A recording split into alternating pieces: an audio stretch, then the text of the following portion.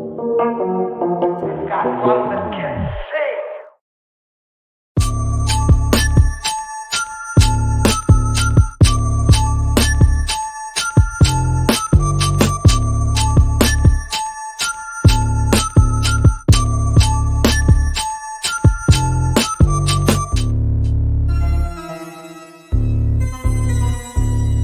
Got one that can sing.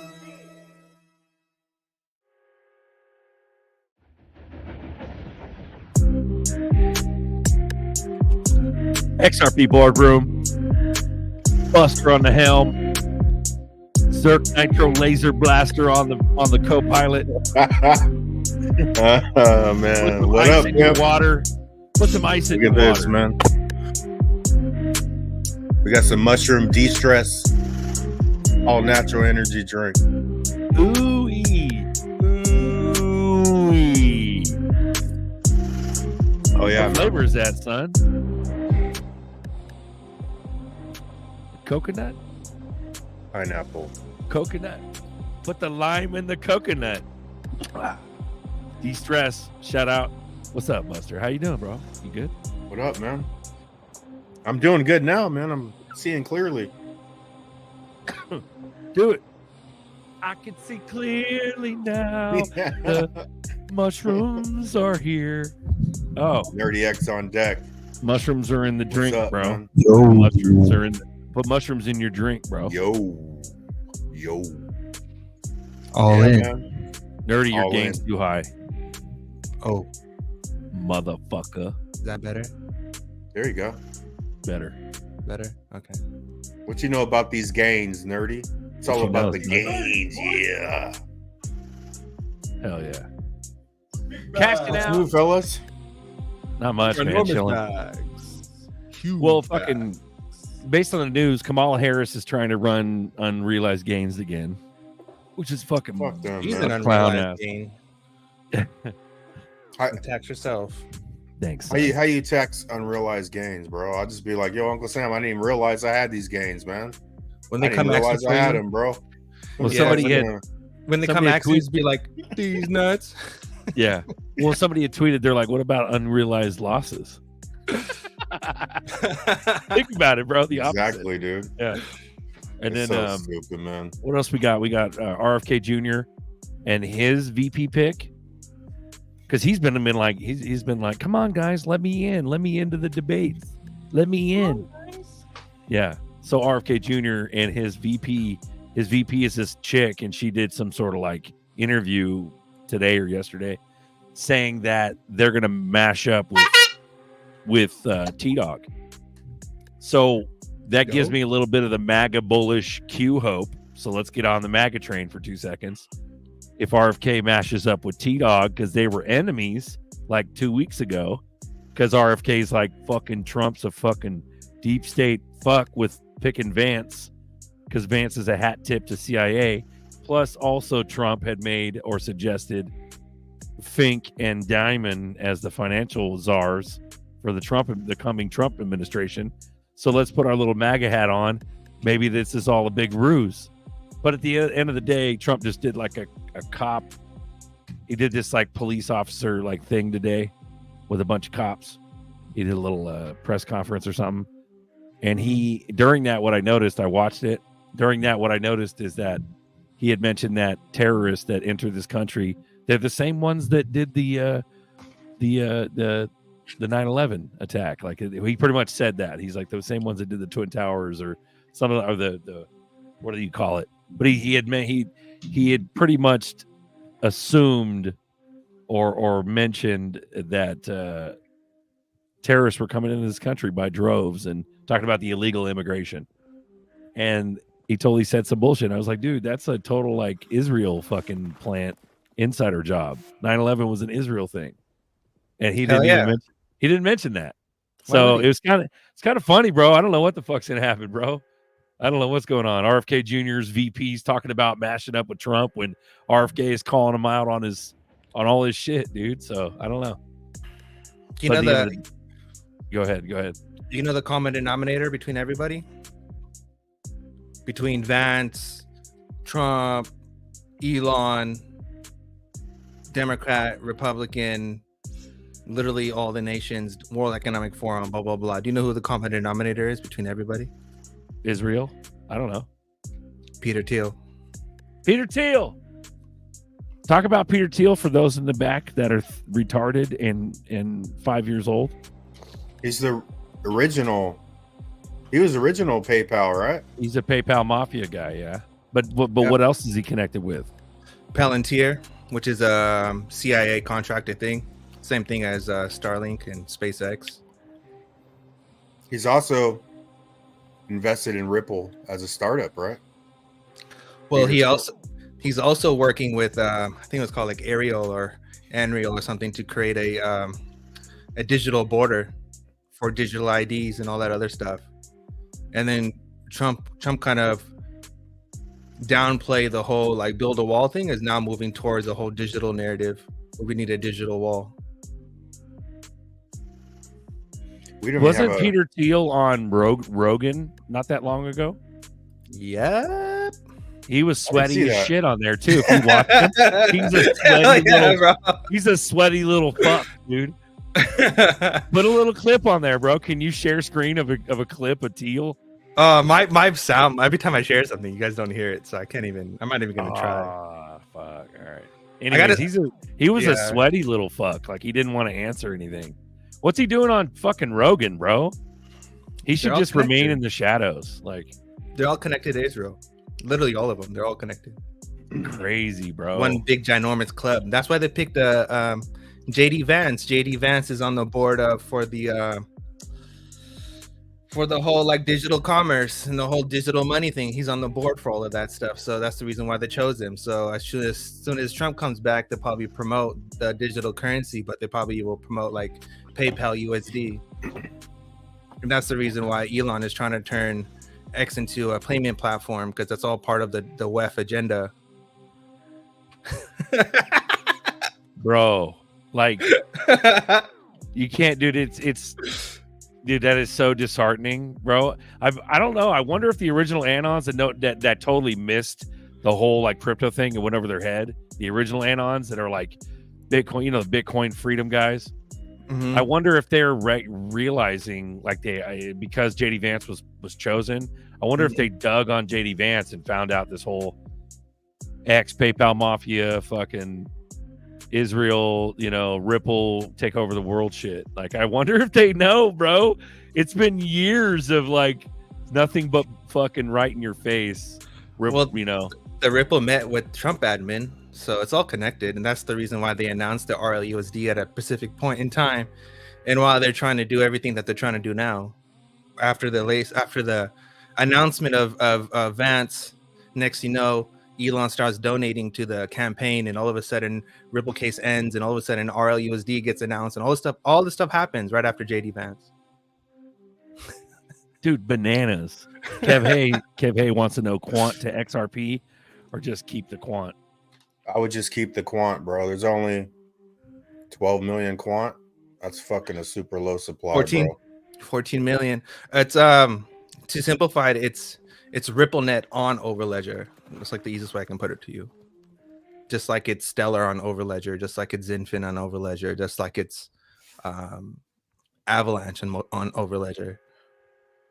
Overledger is like the ground, like the dirt, and everything else is, think of Ripple as like a seed, and like all the other chains are like seeds that get planted into this pottery called Overledger, and they all grow together. It's like the easiest way to put it. Yeah. Shout out to Jim D, man. What up, pimp? Father D. Father D. Yeah. Father D in Florida, bro. Macking on the honeys. Father D macking on the honeys. Drew Smith, Israel will be last. It's coming. You think there's going to be some big ass like, hey, we got ya, and then get the Israel guys, or are we just going into this giant Israeli monetary system? Hell yeah. 100%. 1 million, 1,000%. 1 million, no doubt about it. %. Yeah. There's no doubt about it. Fuck, dude. This shit is gnarly, dude. Papa Klaus is at the top. He's running the show. Papa Klaus. The bugs. You will eat the bugs. Is it, whether or not they are digital or not, you will eat the digital bugs. But at the Fuck, same bro. time, it should give everyone confidence in their investment, knowing that it's so planned that you just have to wait. Yep. I mean, yeah, it's dystopia, but at the same time, it's like at least you got it guaranteed something. At least you got some kind of we're guaranteed confirmation. rich for a minute, dude. Yeah, so You're guaranteed rich for 10 years. There you go. Mhm. Vance is Skull and Bones. Yeah, that's what I'm saying. Like Lynn knows. Yeah, that's fucking. It's banana pancakes, bro. yeah. Banana pancakes. Drew Smith says you're an overledger. You're an overlay. He got you, bro. Got him. Got him. Yeah, You guys want to Hell see yeah. the you guys want to see the border security thingy I was talking sure. about? Okay. Gerald Vessel, Peter Thiel's father. His name is Klaus.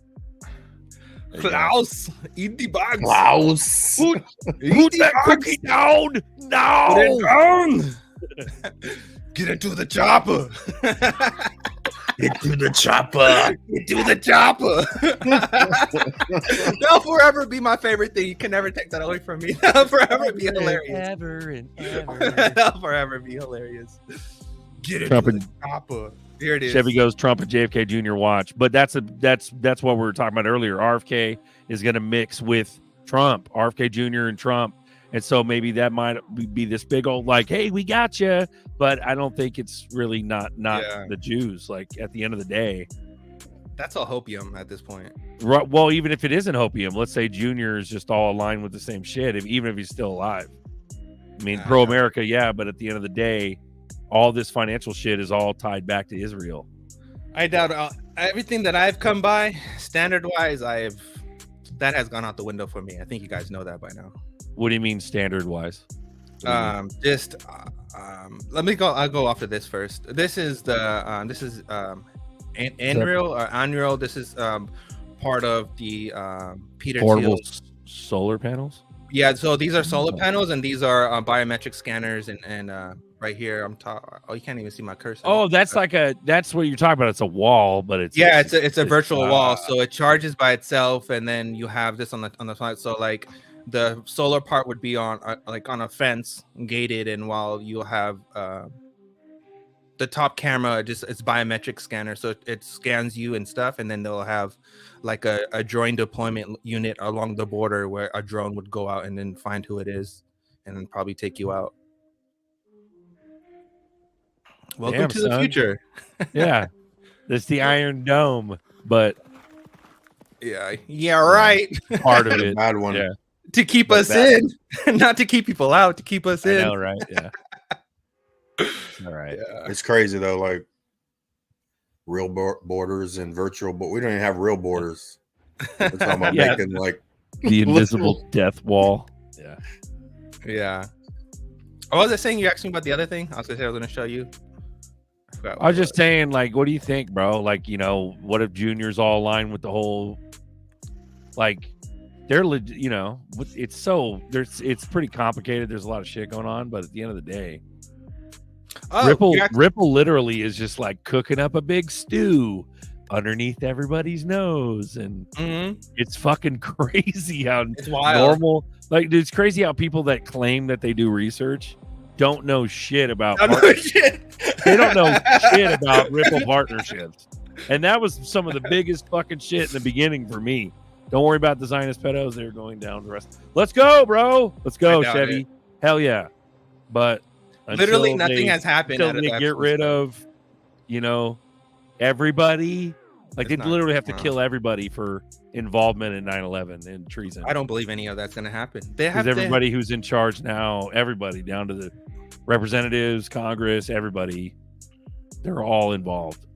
Well, you have to understand that the Republican Party is also the party of Reagan, also the party of all the Bushes, also the party of all that stuff. And then you have the Democratic Party, which is the party of, Biden and Harris and all the shit that they did with Clintons and all that stuff. So it's like, it's a uniparty. It's not like, like people think that the deep state is like just the Democratic Party. Like it's a uniparty. It's both sides. They're both It's part all of of it. It's the entire apparatus. Yeah. like literally Bush Sr. introduced Fauci and Hillary. So it's like, that's one family. They're literally one family.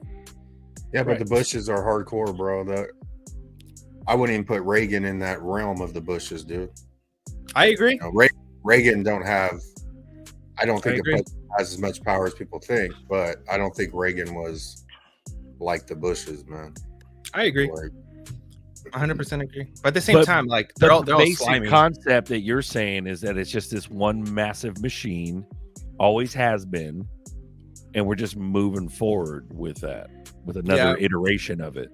Yeah, and we know that through, again, through IEEE standards, IEC standards, and ISO standards, which are just like international governing standards for literally everything. So you have like, you know, all your nanobody stuff and all your graphene stuff and so on and so forth. Your C40 cities and all that stuff, they're all international standards at this point. And if people are following me on Twitter, it's like I literally share it. And the reason why I made my stuff private, because people kept stealing my stuff without giving me credit, and I got tired of it. So Wayside says aloha. Let's go. what up, So, Wayside? Aloha, brother. But yeah, everything is like, it's all standards. Literally everything is standard. And you have China, you have United States, you have Russia, you have literally everyone is working together. India is part of it too. So is Japan. So is, you know, China. They're literally, it's one big, giant, ginormous club. It's crazy. It's wild. Like, So it's just one big ass, like, appease the public operation. like for example, Appease like the public. So that's why they're not going to murder us in plain sight. They just do Yeah. it with more Oreos and more fucking Twinkies and more fucking like, jabby jabs. And look, for example, like look at Elon, for example. Elon came out and said, I'm going to buy X and I'm going to be this freedom of speech person and blah, blah, blah, whoop-de-whoop. But yet he's Mr. Pro Israel and Mr. Pro censorship, and literally suspends any accounts who challenges his narrative. Yeah. So how is that free speech? And even it doesn't even matter if you have a paid subscription or you don't. Your blue check don't mean shit, because he'll literally just suspend your account and now you just wasted $80, $90, $100 for nothing. Well, like Darren's So correct. that's a scam.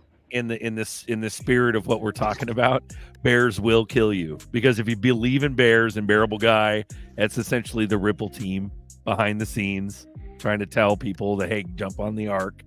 Yeah, eventually, they will kill us, but they'll kill us through like 20 years of eating Twinkies and getting colon cancer or some other shit, like some other fucked up secretive shit. Yeah. Wagyu Fest 2025 tickets on sale now. That's right. Bro, I want to go eat some We'll Wagyu. see, man. I don't know, man. I think there's a different side, bro. I don't believe it's all one side, man. But we'll see. It's tough though. Like when you see, like, you know, Nerdy does hella research, but when you see like the evil plan come into fruition, it's hard not to get down. But at the same time, I think God's gonna win in the end. Like God's word is like, no weapons that form against us shall prosper. He doesn't say no weapons don't form. You know what I'm saying? Then we see weapons forming, and we're all fucking scared, and you know, that's why I think it looks, I don't know, when you look at the consciousness side, I think there's a reason why people are waking up. I mean, it's a hell of a story, bro. If they're all in cahoots, it's a fucking hell of a story, man. But I think it's bigger. I think the realm we're going to is bigger than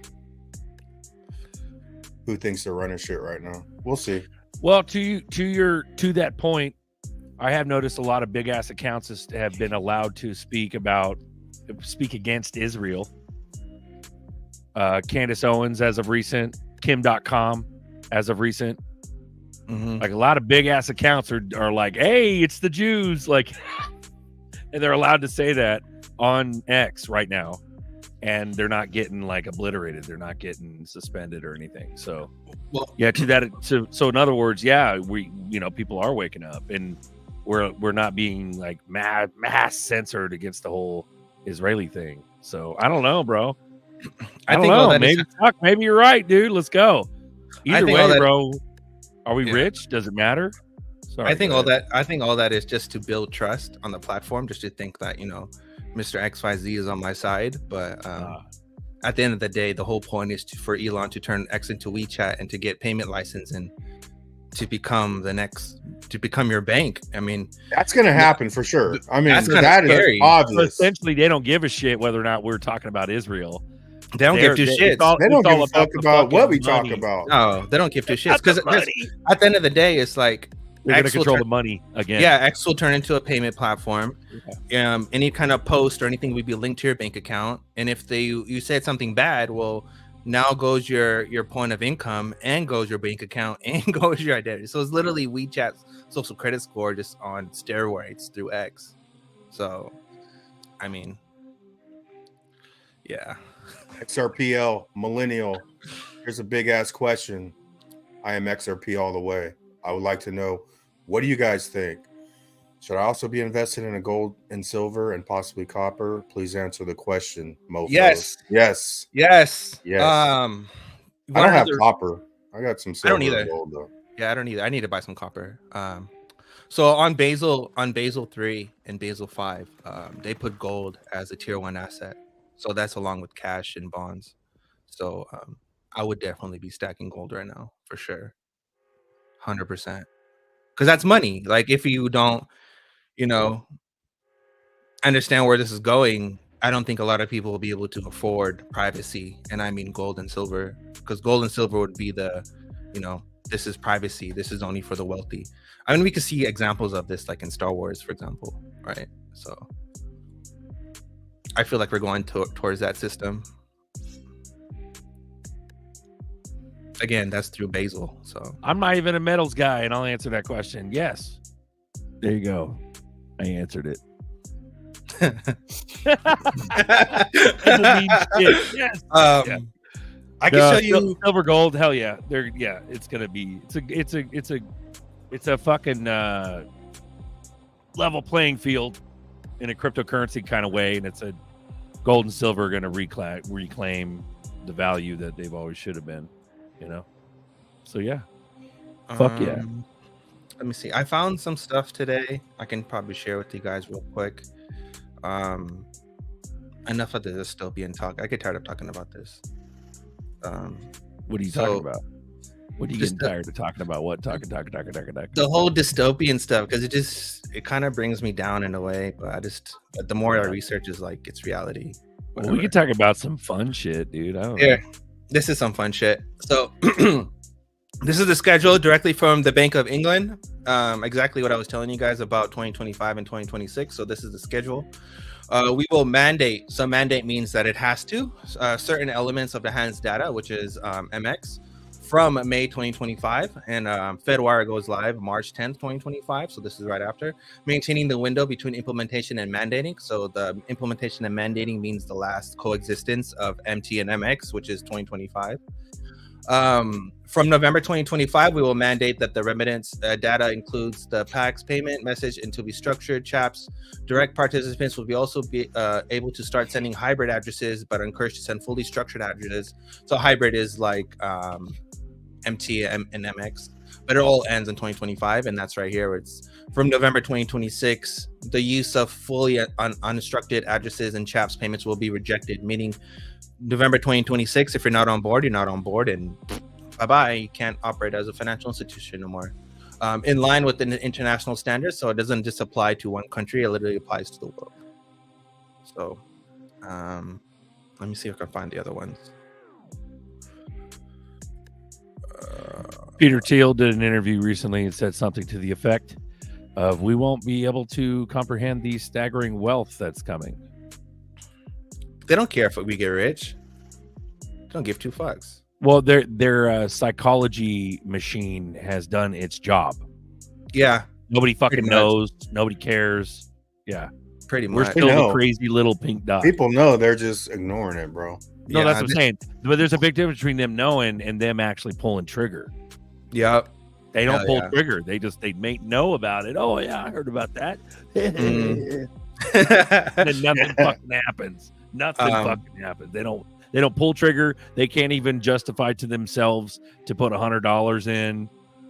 They don't even know how to put it in. Like, they don't know shit. That's what you said. Yeah, bro. They don't people know are how, like, bro. Yeah. they act like it's like brainiac fucking work. Like, I don't even know how to get that stuff. You got Cash App, motherfucker. You what the fuck you talking about? For real, bro. And you can't fucking sign up to a fucking, uphold. Give me a break, dude. You just don't want it, man.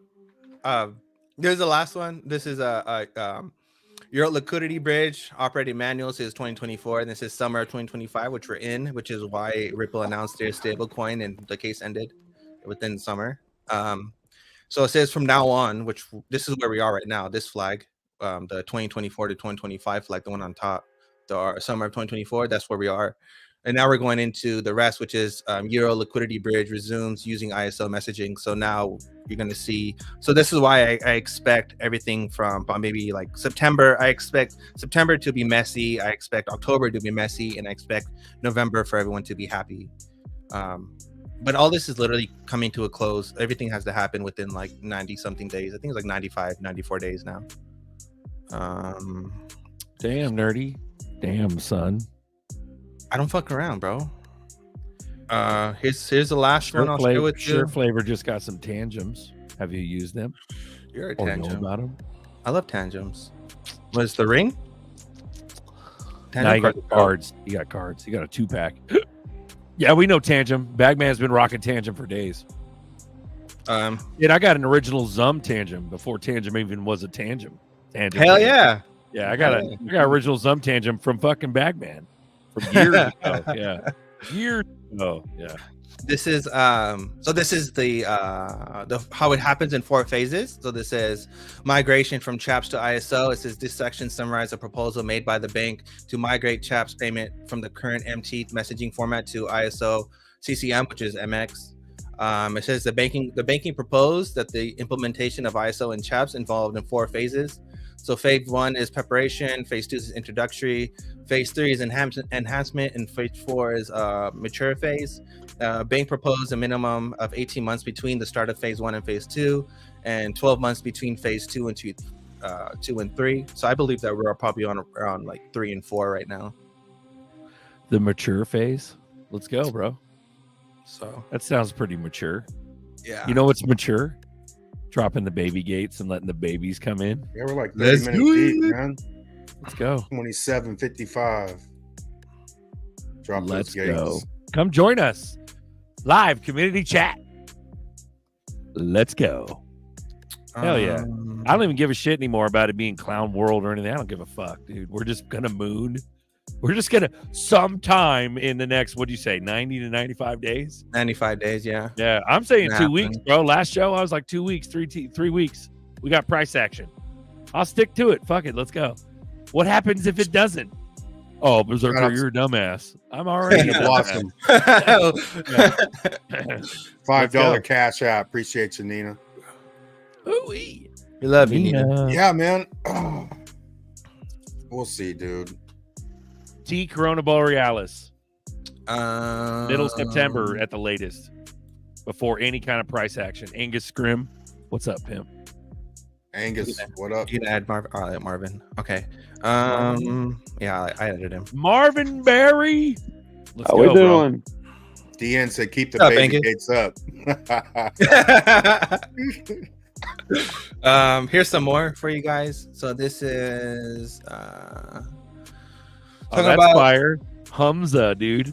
Humza. Yeah. It's always tomorrow until it's today. All right, man.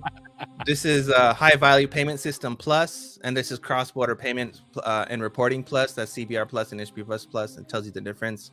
Market practices to harmonize ISO payments across messaging and globally, and then CBR Plus is market practice to harmonize ISO messaging between 11,000 banks globally to ensure interoperability with FinMT until November. See, so CBR Plus, as you see, is the filler. And then after the filler, which is CBR Plus, goes into HVPS, which is high value payments. And then that's right here on the Swift site. So you can see high value payments, and it tells you high value payments is the mission for HVPS is to drive consistent market practices and correct the use standard of full support of STP and improve the customers. And we all know what STP is, right? That's Quant. Stone Temple Pilots. Right here. So, well, the dogs will find her. Got time left for tomorrow.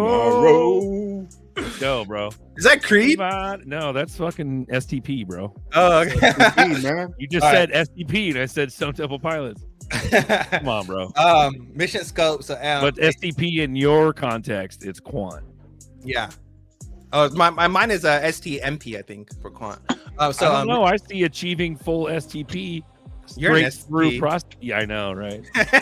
I see STP on the right, bro. In the straight through processing. So it says high value payments plus provide a global form to drive better market practice together, which uses a standard which help achieve straight through processing and improve customer service and ultimately promote interoperability between MIs. And it says create, and it shows you what they're trying to do. So we need a nerdy translator, bro. What does this all mean? What the fuck are you saying right now?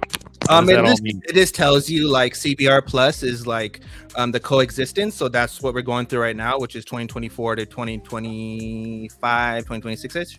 And then after 2026, November, it's all the 22nd. So after November 22nd, 2026, it'll be all high value payments. But for the meantime, the transition phase is CBR plus. Drew Smith is a real person and not AI. Welcome aboard, Drew? Brother. What's up, Drew? First time on, bro. Man. I'm fucking honored. I love this. Wonder Twins activate. I'll form an eagle, and I'll form a pail of water. Oh shit! What's up, Drew? How you doing? I'm doing great. I've been watching you guys for a while, and the other night, I forget which one you guys said it was perfect though. I think it was you, Berserker. You said that the reason you do this is because it gives you an opportunity to express what's inside, getting it out about how you're looking at the way things are going, and being able to communicate with people that are on a wavelength that can at least kind of get you. And that's what drew me here to this. Back in '95, I read the book. And I don't even know what possessed me to read it, but I read the book, The Creature from Jekyll Island in '95. And I was, I work in a corporation that's large.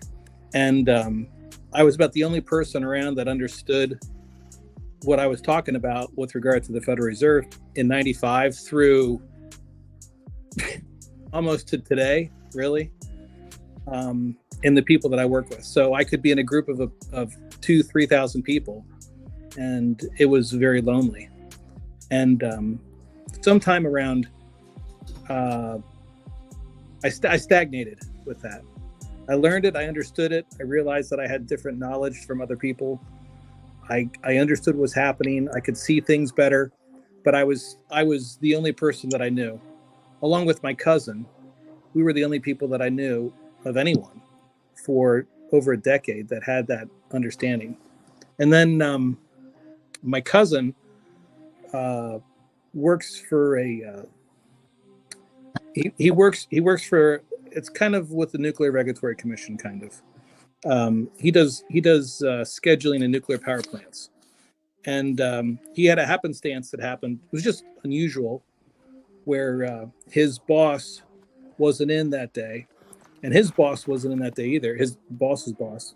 And the military sometimes just shows up and is like, hey, let's see how you guys are doing, and just checks in on you. And he was asked to go into the meeting because everybody above him wasn't there. And while I was in the meeting, this military guy asked a question about a potential scenario. And my cousin had already thought up multiple what ifs and drew up procedures to handle what if scenarios that didn't even happen. But because he dealt with so many different other nuclear power plants, and he understands how the plants are built and what certain GE plants have certain problems, he was able to anticipate issues before they even happened, and he came up with plans to deal with those problems. And this military guy that was there was real impressed with that. He said, what made you do that? My cousin said, well, I just thought I should, because in case something goes wrong, I want to be prepared. And he said, after this meeting, I don't want you to leave. I want to talk to you. And so then everybody in the meeting is like, "Ooh, what's that? What's this about?" They were all excited to find out what was going on. And this guy said to my cousin, he said, "Listen, you think outside the box. You don't just do what you have to do. You're thinking on your own. You're an independent thinker. I want you to look into this thing online, and I want you to take it seriously and figure this thing out." And my cousin's like, "Okay, what is this?" And he says, "It's this stuff online. You have to go to a special site, maybe, but it's called Q." And so my cousin looked into it. And after a couple weeks, he contacted me. He said, "Hey, can you help me with this, Drew?" I'm like, "Oh, sure." All arrogant, like, "Oh, sure, I can help you with this."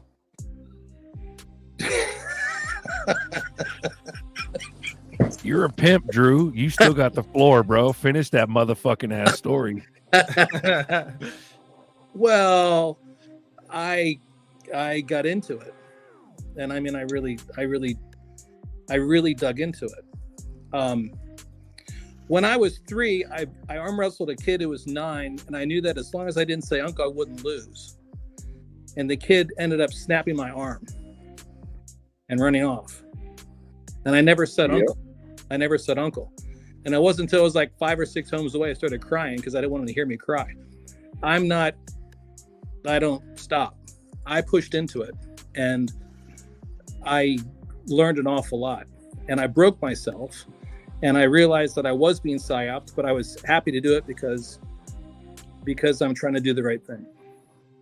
And I spent hundreds of hours, if not more than that, researching and learning and breaking myself. And it does create, when you go into it deep enough, it does create a separation. But I'd much rather go through difficulty and seek the truth, because the reality is, for years prior to that, since I was about 40, I've been praying pretty much regularly for wisdom and truth, and for God to give me more wisdom, and he does. And so I end up coming across really good people, and I count you guys in that group of good people. And I'm thankful for the truth, and it's not always easy, but there's no question where sin abounds, God abounds much more so. And so I'm comfy knowing that things are going to work out. And but the more you push into, for me, the more I pushed into Q, and the more I saw how complicated it is, unbelievably complicated it is, the more I felt comfortable with seeing how things are going together. So that's my take on it. Hey. Yeah, man, you gotta be broken to be rebuilt, man. Yep. Hell yeah. So Drew's got faith. What's up with you, Drew? How you doing, fella? I'm good. For me, it was the 19th time. What up? The 19th time that I saw a zero delta, because I was part of it while it was happening. Yeah. And it was tippy top. Tippy top. Yeah, bro. Yeah. I experienced a few of those. That was so much fun, and it was so frustrating too, because I wanted to share this with my family and other people, and they just couldn't relate or see it. And a lot of them today still can't see it. And that's okay. You learn, you get to a point where you just know that it'll come eventually. But it was interesting, when you have a, for me, I looked at it like I had a scaffolding of how the world worked. I had an understanding about the way the world works. And over time of researching these Q drops, I realized, holy cow, my worldview doesn't hold up to the facts that I'm uncovering on my own research. And I had to face the point where I either continue believing the world in the Pollyanna way in which I thought it worked, or I took in the information and acknowledged that I had to break myself and actually look at what's true. And that's an uncomfortable place to be. And I can remember when I got to that point of myself, for about 3 days, honestly, I walked around my house kind of like a zombie. So I know what you mean, bro. I know what you mean.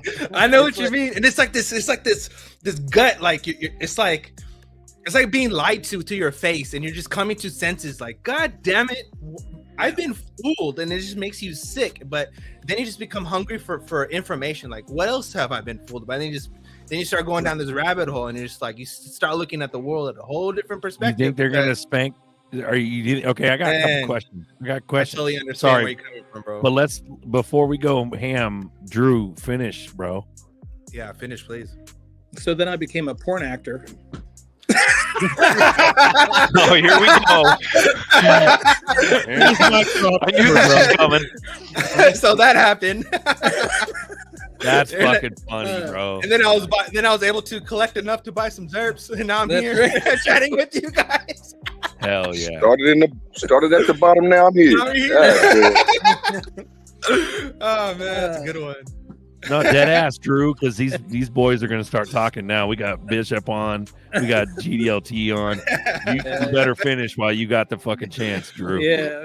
Okay. So I got involved with during the pandemic. I did an accounting of my situation. I was not allowed to do very basic things for my job, and I realized that because of my age and because of the work that I've done in real estate and my investments, I could go quite a while without having the income.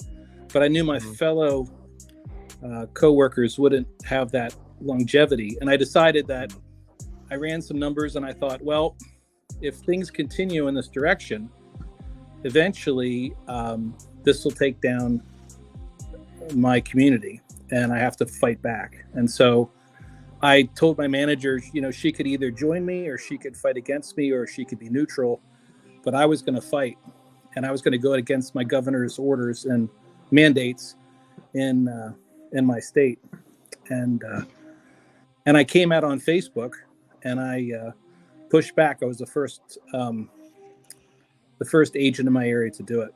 And within it kind of spooked me, because I knew social media was important, but within about 6 minutes, about 47 other agents in my area came out and said, I agree with you. They didn't say, I'm going to join you. They just said they agree with me. And soon after that, a state representative contacted me and said, I want you to get all the brave people you know together, and we're going to try to push back against these mandates. We're going to try to get small, medium, and large businesses all to come together and push back. So I did. We had about 300 or 400 people in this banquet hall. We're all talking about how we need to come out, small businesses, medium and large, all at the same time, so that we can't get triangulated against, it's just the small businesses or just the large businesses. It's all of us. And unfortunately, in that type of situation, it's a complex issue, because you have legal issues for corporations and businesses. You have different companies that, if they open the doors, they also have such a major cost just to keep the doors open. It may not make sense for them to try. They have to have enough volume of people coming in. It's not an easy thing to get everybody to just start up again. Yeah. And unfortunately, the meeting kind of fizzled, but people didn't leave. They're still talking, and so I stayed around, and because I was asked to do what I did, I had a little entourage around me. And there was one particular gentleman I was focused on listening to his conversations. And I listened to him talk to lots of people, and I could tell that he was really dying 1,000 deaths in his own mind over the fact that he wanted to push back and open up. And eventually, after listening to him talk to a bunch of people, I could tell that he was really frustrated about whether he's going to open up or not. And I walked up to him and I said, listen, I want you to know that when the time comes and you come to the end of yourself and you realize you want to open up and push back and fight against this, that join me. I'm already out here. I've already made myself a target. And he said, what are you talking about? I said, well, I already came out on Facebook and made myself a target. And he said to his son, is that true? And his son said, well, yeah, I saw Drew on Facebook. I've been since kicked off Facebook, of course. But he said, I saw Drew on Facebook. Yeah. And he came out against all this, and he's fighting. And he was all excited. He said, "Are you serious?" And his son said, "Yeah, it's true. I saw it. And all the people around me were like, "Yeah, Drew's, been doing this." And so he slapped his son on the chest. He said, "Oh, that's it. Tomorrow's Mother's Day. We open tomorrow." And he opened up his restaurant, which was called Round the Clock Diner. And that was the first diner in Pennsylvania that opened up against the governor's mandate. Nice. And then that caused another diner to open up, which was I have to mention in the very beginning, before all this started, when I was running those calculations about what I should do, I knew that God wanted me to prepare for my family and work to feed my family. So I prayed to God and I said, "Listen, if I have to take this all the way to the Supreme Court and I get destroyed and I lose everything and it destroys me and my family, and on my tombstone it says, this is Drew Smith, he was killed for trying to work to feed his family," then that's going to be me. I won't give up. I'll take it to the Supreme Court. I'll take it to the very end. Well, it ends up that what happened was after Round the Clock opened up, and I gave him 3 full days. I hardly slept at all for 3 days. I gave him nothing but digital cover for 3 days, which he didn't understand. He's an older guy. He didn't get it. But anybody who said anything positive on Facebook about his restaurant, I gave him encouragement. Anybody who said something negative, I attacked them. And people were like, "Holy cow, Drew is attacking," because I don't attack people. I'm not an attacky kind of person. But for this, I was attacking people. They couldn't believe that. Shocked them probably more than anything else. And eventually this other restaurant opened up because they were encouraged by Round the Clock. That other restaurant in Lebanon took the governor to court, and they went to the Supreme Court and they won. Nice. Yeah. Nice. I was watching recently and in the news, like in Australia, a lot of people are fighting against and they're winning cases. Yeah. Which is pretty cool. It's nice to see something happening, But at the same time, it kind of sucks because the damage is done, Just it's growing a seed as far as I look at it. What lends the pleasure of having your presence on tonight? What changed to make you come on here? I think some of the guys said recently, the last couple shows. Yeah. And I think we all can feel it, that we're getting so much closer to this. And I think it's going to be important when this happens.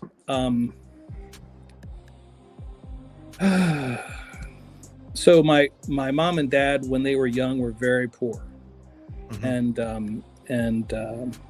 I've been able to grow up in a fairly,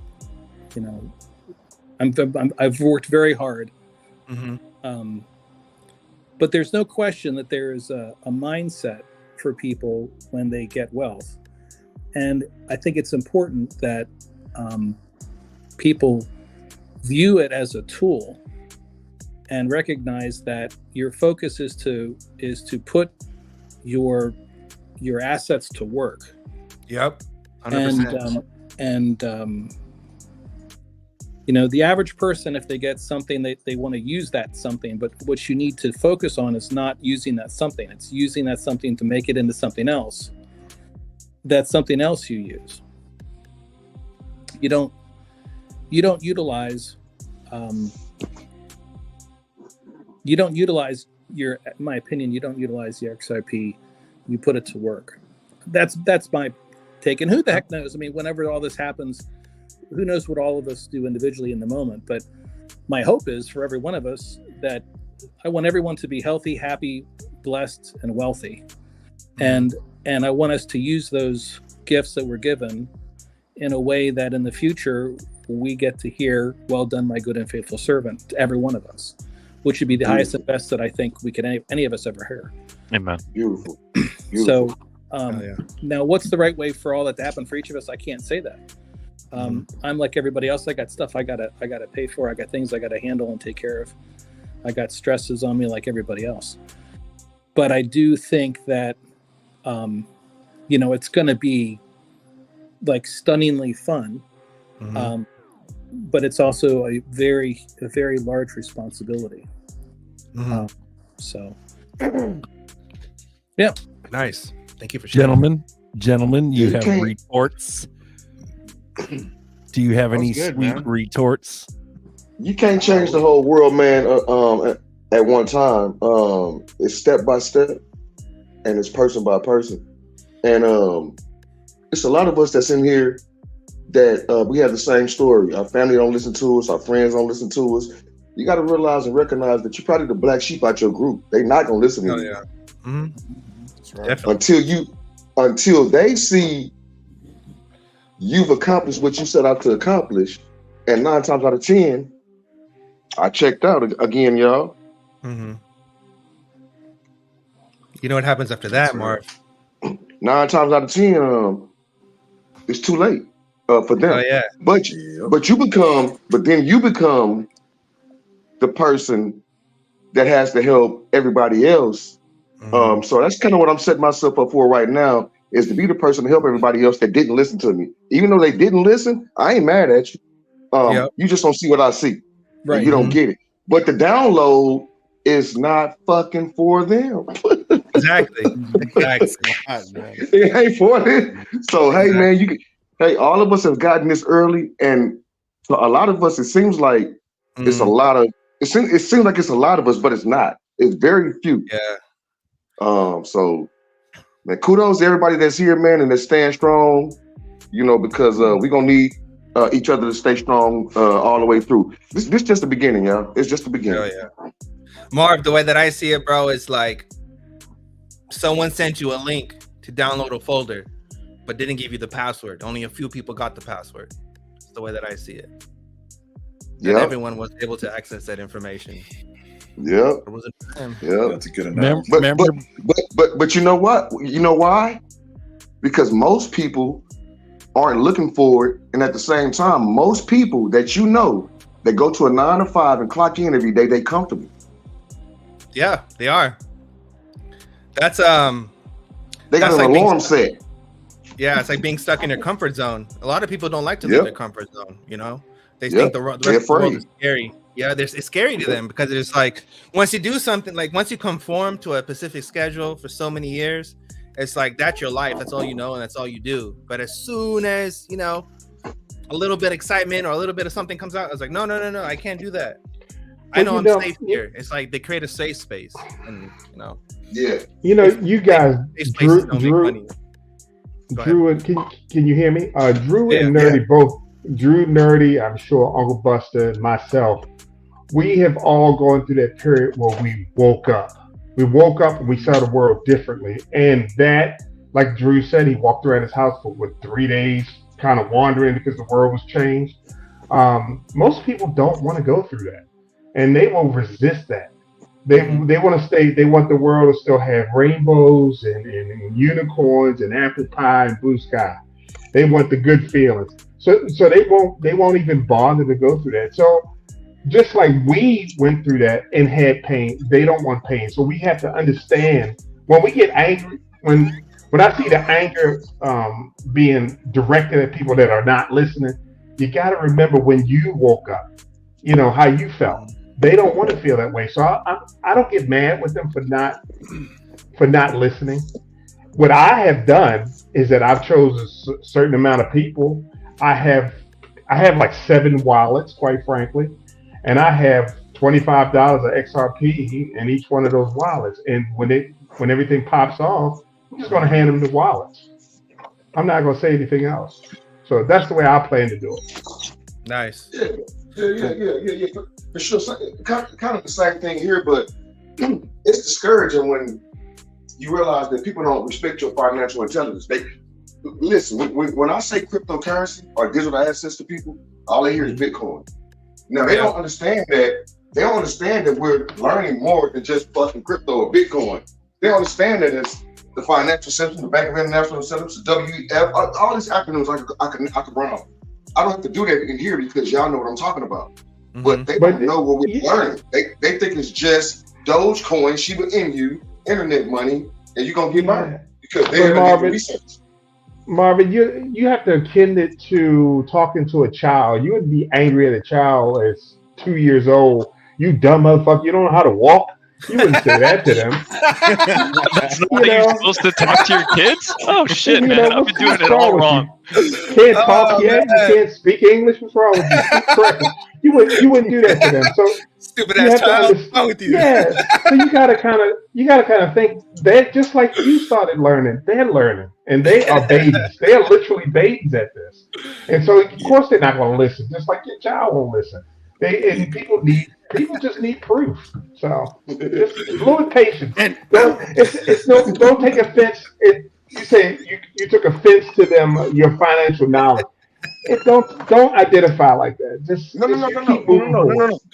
No. I didn't take offense because for me and I don't give a fuck what people think about me. Straight up, family, friends, whoever, and I've always been like that. So what I'm saying is, if I say something to somebody about this, if they don't get it, I laugh. I just smile and walk away. But I'm not gonna be offended because you don't get it. I'm not gonna drag you kicking. I'm not gonna drag you kicking and screaming to change your financial life. It's all good. Well, 22 hours ago, Elon shilled the public again with fucking Doge again. He goes, "I'm willing to serve," and he's standing in front of a podium that says Department of Governmental Efficiency, DOGE. That means bull cycle's coming around soon. Unelected oligarchs, bro. Retarded. Getting to a bull cycle. Oligarchy. What up, G?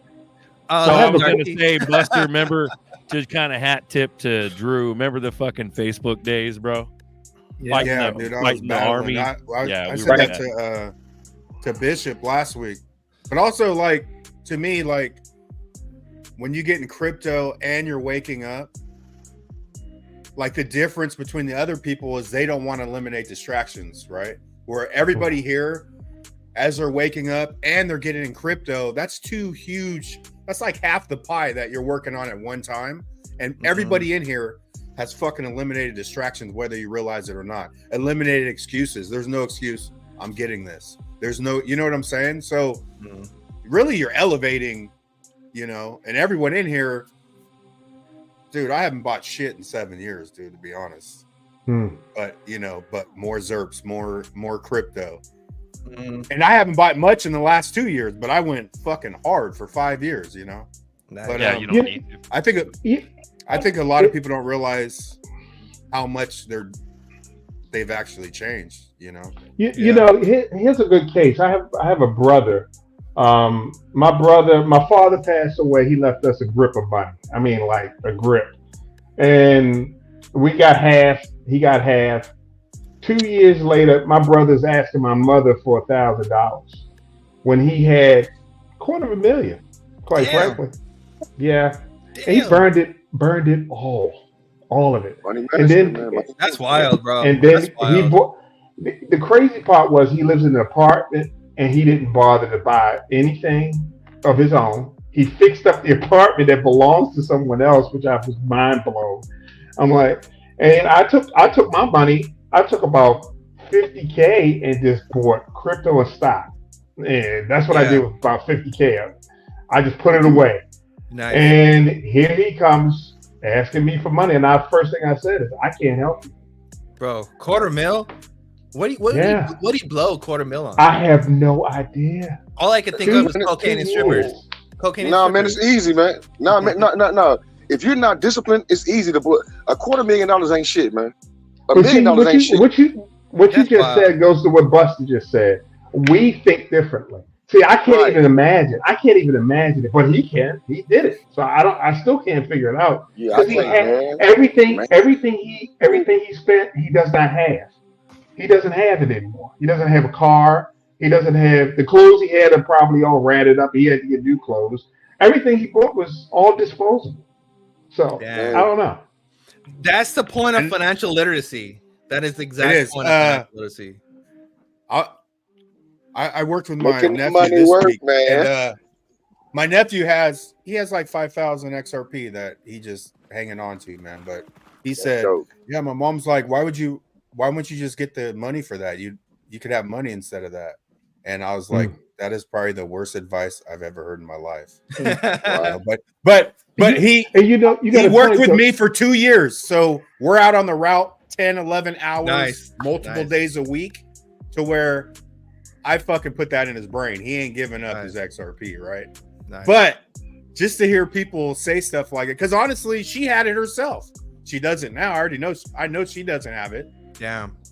Because she probably wanted to buy something and sold it, right? But those people are the ones, the people that actually had it and let it go. Mm-hmm. Those are the ones that are gonna, be kicking themselves. But man, it's sad. My best friend, that regret's gonna be hard to deal with.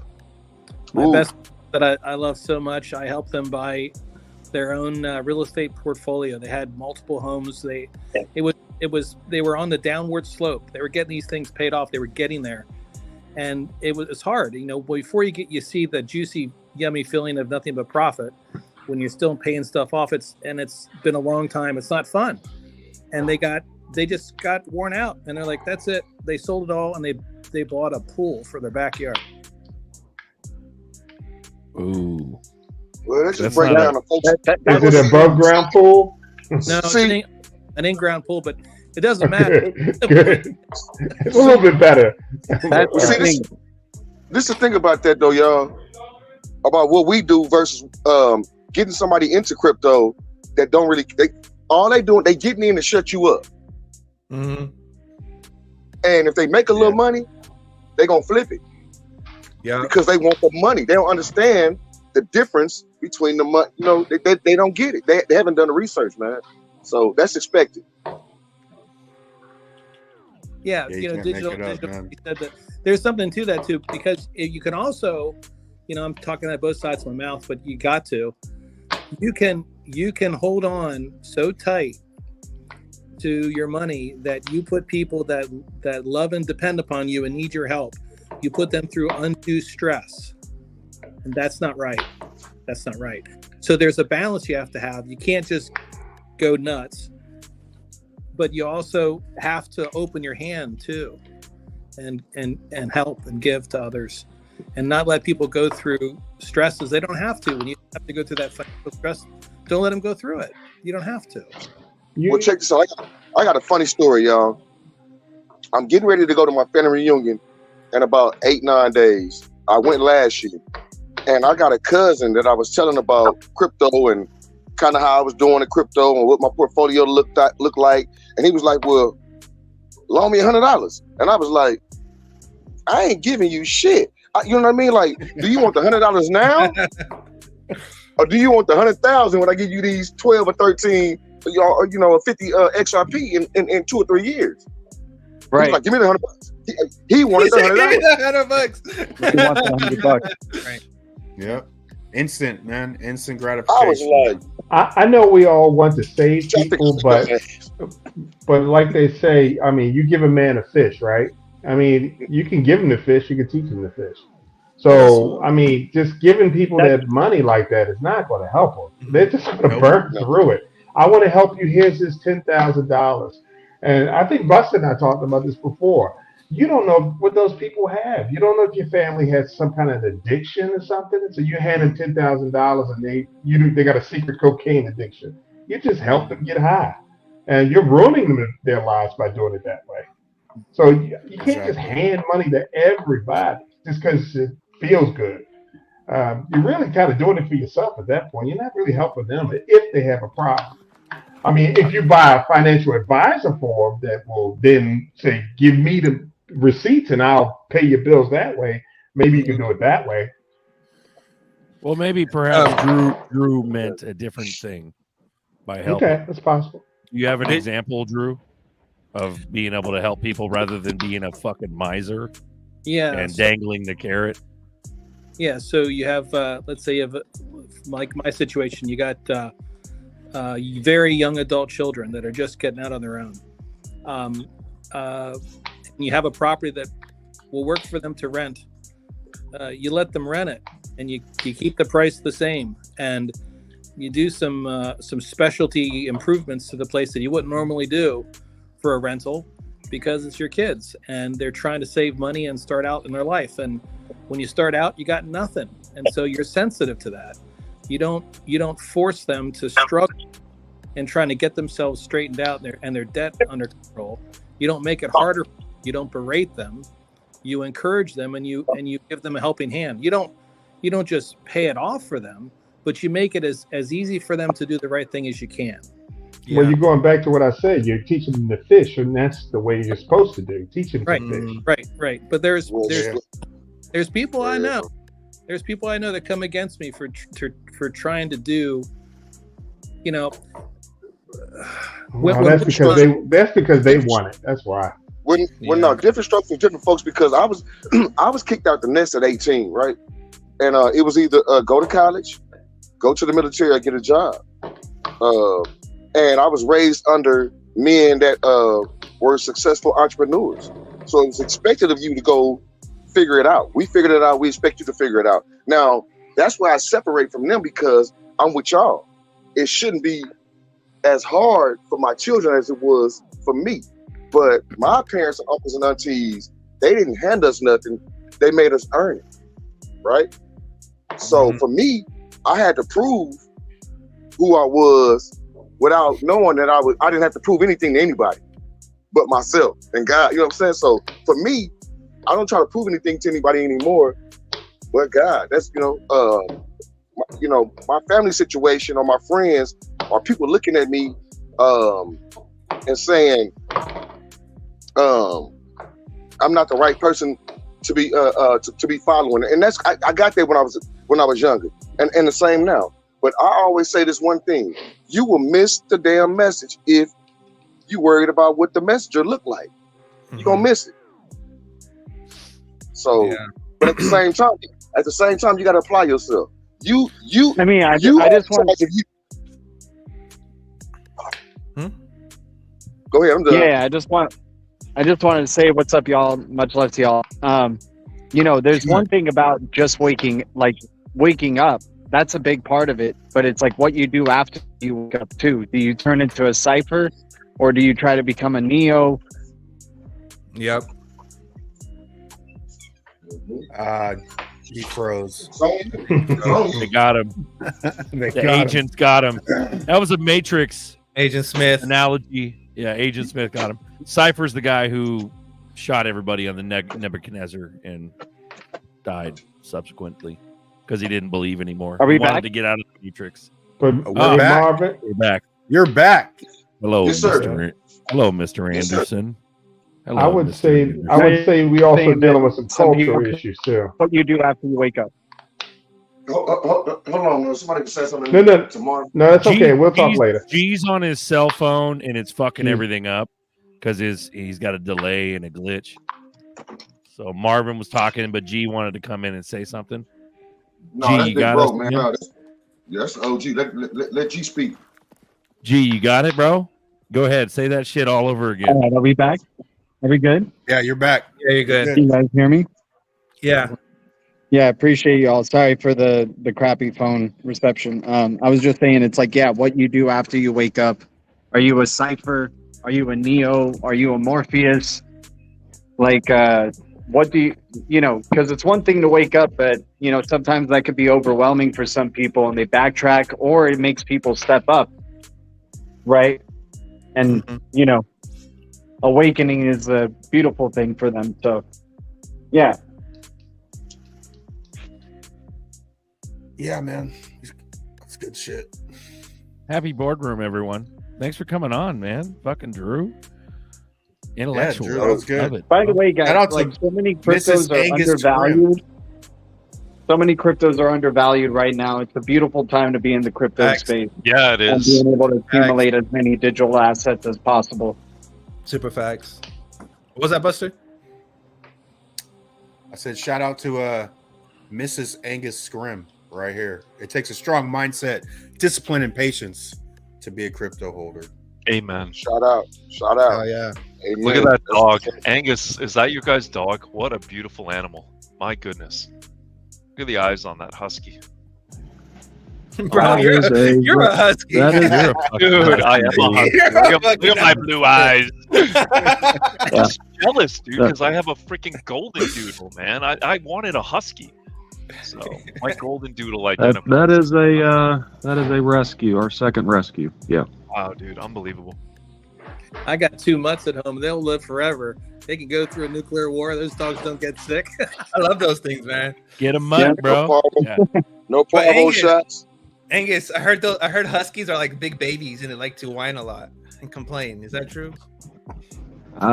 They're very intelligent and very dramatic.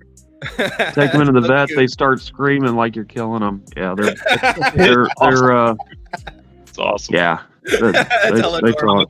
They're high maintenance for sure. Yeah, Samoyeds are the same way. My friend Samoyed is a pain in the ass, but they're beautiful animals. And Jeffrey asked me about A0 satellite as a service, T-Mobile, security. Digital Euro Association. Literally, that's all you have to know. Foundation. Let's go. Same people on the board, and same people who help Algo help A0. Same. Hey, Nerdy. Ripple, Nerdy. What's up? Electronium, Digital Pound Foundation with A0 as well. Yep. What's up? You had talked about giving classes before, if everyone was interested in that. And I was wondering, since everyone's talking about LLCs, do you think that's something that you could give a class on, or do we need to get someone in? We can get someone in. I mean, I'm not a CPA. I couldn't tell you nothing, but well, I mean, you know, I give you a rough idea. I got a dope answer for that, y'all. I know the question wasn't directed at me, but I'm in Jake Claver's mastermind, along with a bunch of other people. I ain't gonna say their names, but a bunch of other people. And there was a great show, a great live last night on this exact topic that you just asked about LLCs and trusts, S corps, C corps. Any question that you have was answered last night. So if you go look up Jake, J-A-K-E, first name, last name, C-L-A-V-E-R, Claver, and anything that you want to know, go watch that guy's videos and it's all there. It's all there. Anything you want to know about that part of this this game, it's all there, man. Roger that. Nice. Valid. Still got feedback. Sorry, mic check. Stephanie on deck. We got Steph. We got Angus Grimm. We got Marvin Davis. Stephanie, we got do your dishes. What's up, Steph? On your countertop. Oh my God, Sound like she was cooking and shit. I was. I heard spoons banging. Oh yeah. If people don't really understand what this is about, it's a little about language models. It's all about language models. It's all about your sectors, massive. What's up, Steph? Oh, it's massive sectors just replaced with language models. Everything under the sun just replaced. And I posted a video about an 8-year-old using language model to make a website. Mind blowing. Not only did she make a website, a Harry Potter website, but she put in a chatbot within the search field of that website that she made, talking to Harry. That's wild. That is so wild. That blows my mind. Now imagine this on a larger scale to help you guys understand what I'm talking about. I am a business blah blah blah. Okay, I am going to go onto my phone. Hey XYZ, can you please give me the latest quarter report? Can you please make XYZ diagrams? Can you please make a quick summary in PDF format? Can you email that to XYZ? Can you also send me a text reminder and also give me pointer tips of when to of how to present when I'm doing the live stream? Also schedule a live stream so I can present it to the group.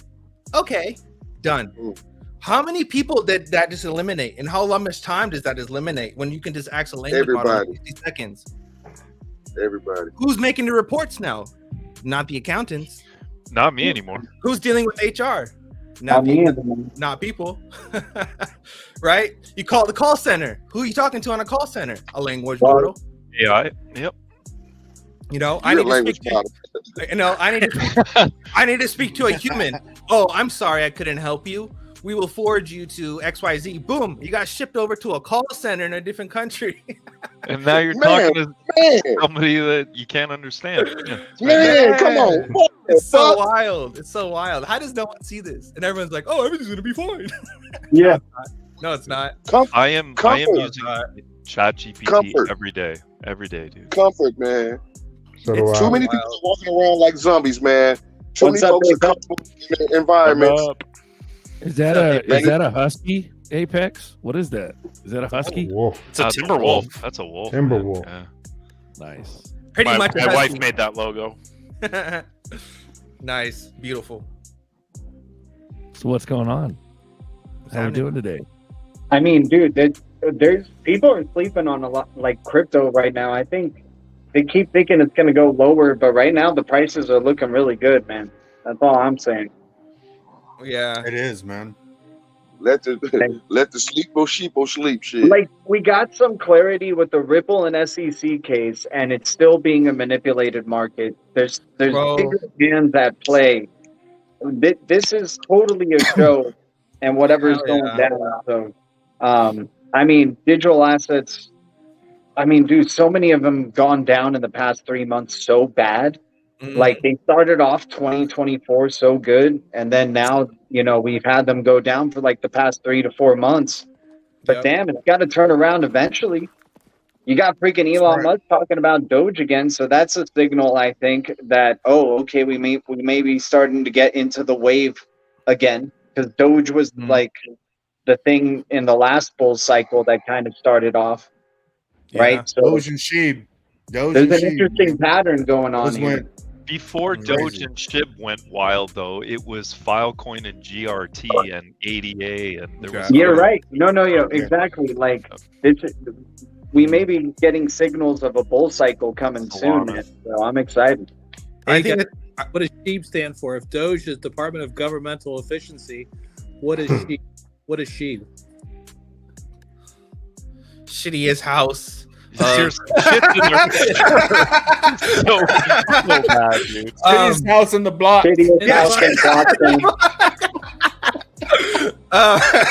I think, bro. Honestly, G, I think do it now. I think things are going to be cheap until they're not. Honestly, that's like the way it is. Exactly. It's going to be leave the world behind, man. We've been telling you right in your face, leave the world behind. It's going to be like cheap as hell, and then bam, it's not. It's just like, oh, I missed that boat. It's like, yes, you did. Yes, you did. Nerdy, that's the quote of 2024 right there. Things are cheap until they're not. Yeah. Hell yeah. Nerdy for Congress. You know the craziest shit is how many of us saw a change when Bitcoin did what it did? Right. I didn't. So I don't think many people are going to see the change when the rest of these assets that we're in do what they gonna do. I don't see everybody going, holy shit, we missed it. I just see people walking around doing the same shit they're doing now. Exactly. You're right. I agree. We're still so early. I think we're still so early. Like I expect big events to happen very soon that shift the perspective, but that's still early. You know what I'm saying? Like if XRP goes to triple digits this year or whatever, that is still early in the grand scheme of things. Like it is. Where this is going, you know. I thought I missed Bitcoin when I bought it at $950. Yeah, you got it before me. I was buying it just over 1,000. That's like I missed it, man. I could have got it at $150, and I'm here. I'm the sucker buying it at $900. Bro, I FOMO'd in at 1,000, dude. After I saw it at $100, it came back down to 300, and I waited. I thought it'll hit 100 again, and it never did. But it still pumped to $3,000, and then $5,000, and then $8,000, and then boom, 13 out of nowhere, and then it went up to. I think I sold some when it hit like 17K in December 2017, and it came all the way back down to like $3,000. Yeah. And you're like, oh, it's over. That's a good run there. And then, like, could you imagine? I mean, like, again, it's like we're still so early. Yeah, and blasts off to 30 grand. Not only do we have Elon pushing Doge, we also got Raoul Powell fudding ZERPs and ADA. XRP. Yeah, that motherfucker's like, I would not do this, and I'm like, what the fuck? Raoul Paul is fucking up by. He's the one who told everybody, "Don't fuck this up," and he's fucking up by telling people to fuck off. Right? AI, like what the fuck, motherfucker? Like, damn, you fucking this up, Raoul Paul. Well, what's his face? I think Jungle had made a funny. He was like, "Is Raoul Powell the final boss?" No, they say he's 100%. Listen, they say he's 100% in Solana. No, he owns XRP. Raoul Paul. I'm telling you what they said today. Oh, in the AI video? Yeah, maybe. In the AI video? How do we know what is real? He has publicly said, I don't know, recently, that he owns XRP, that he bought XRP years ago. Yeah, no, he for sure has some XRP, for sure. Yeah, man, they all got XRP, man. Go look at the wallets. So there's a website. I forget the. You got to do what I did and do some digging. But you can find the wallet addresses of the people that hold the most XRP, and it'll show you, like, if you keep looking, it'll show you the companies. You know what I mean? JP Morgan, you know, or it'll show you the number. So somebody put out a couple years ago or a few years ago, the Elon Musk and what was his partner from PayPal? That guy. Yeah, that guy. Mm-hmm. Yeah, they all had like 17 million XRP apiece. Or something like that, you know what I'm saying? And those are the wallets. That's it. So I don't doubt it, bro. 17 mil. Well, we're billionaires, bro. They should have like fucking like most of the 100 fucking million supply, 100 mil each. That's wild. But you have a billion each. But you got to look at if they hold 100 mil, then that's 1% of the supply, right? So they couldn't give 30 motherfuckers. A tenth of a percentage of the supply. 0.1%. You need a billion coins like Greg Kidd to own 1%. There you go. Okay, there you go. All right. It's still a big amount. Shit. Yeah. Fuck yeah, it is. It's bigger than my bag, yeah. Finally, someone bigger than Duel's bag. It's almost as big as my bag. Nerdy. Oh my god. Nerdy. My bag just has microplastics in it. Yo. Do you say microplastics? My bag just has microplastics in it. That's it. That's the ball bag, right? That's the ball bag. Y'all know what I'm gonna tell y'all what I'm transitioning to right now. I told my cousin this. I said, man, I'm starting to transition. You know, I wear XRP stuff all the time. Dog tag. If nothing else, my African bags, my shirt and shit like that. It's getting to the time where I'm gonna put all that shit up. Mm-hmm. I'm gonna hide all that. The majority of us have been through a bull run and seen when shit started to run. How many of y'all really want the attention that's coming to y'all when it's going to take off? It's coming. Mm-hmm. Yeah. It's gonna happen. I think the craziest part about this whole transition is like one thing is like people are like still wondering like what ifs and scenarios, but other side you have people like us where it's like, bro, this is happening. This is happening in March. This is happening in 2025 because of all the schedule. By 2026 it's going to be you won't be able to purchase it. You'll be buying drops. Drippy drops. You're gonna be buying 0.000000001 drop of ZRK. And don't drop $1 XRP. That's all I'm saying. Nah, people ain't buying that shit. It's gonna be so wild. Yeah, people ain't gonna buy that shit, bro. It's gonna be in people's retirements, just like SBI. SBI. Oh, I see what you're saying. Yeah, like that, bro. It's gonna be just. Well, they like won't that. go on a specific crypto crusade to buy just drops. No, when you retire, you'll have 0.00003 XRP, which equals to like $250,000. Just like what? Right. What is this? What is this Ripple thing, grandson? That's on my retire. I don't know what that is. That's that's what you're gonna be getting. You know what I mean? Like, what is this XRP shit? I need, like, Yeah. You know, that's that man, and that's coming soon. That's coming soon, man. Bro, this whole thing, like even just being with you guys on the stream and everything, like us just going through this is so exciting. I'm pumped. I'm hella pumped. Yeah, I am so pumped, bro. Me too, Like, man.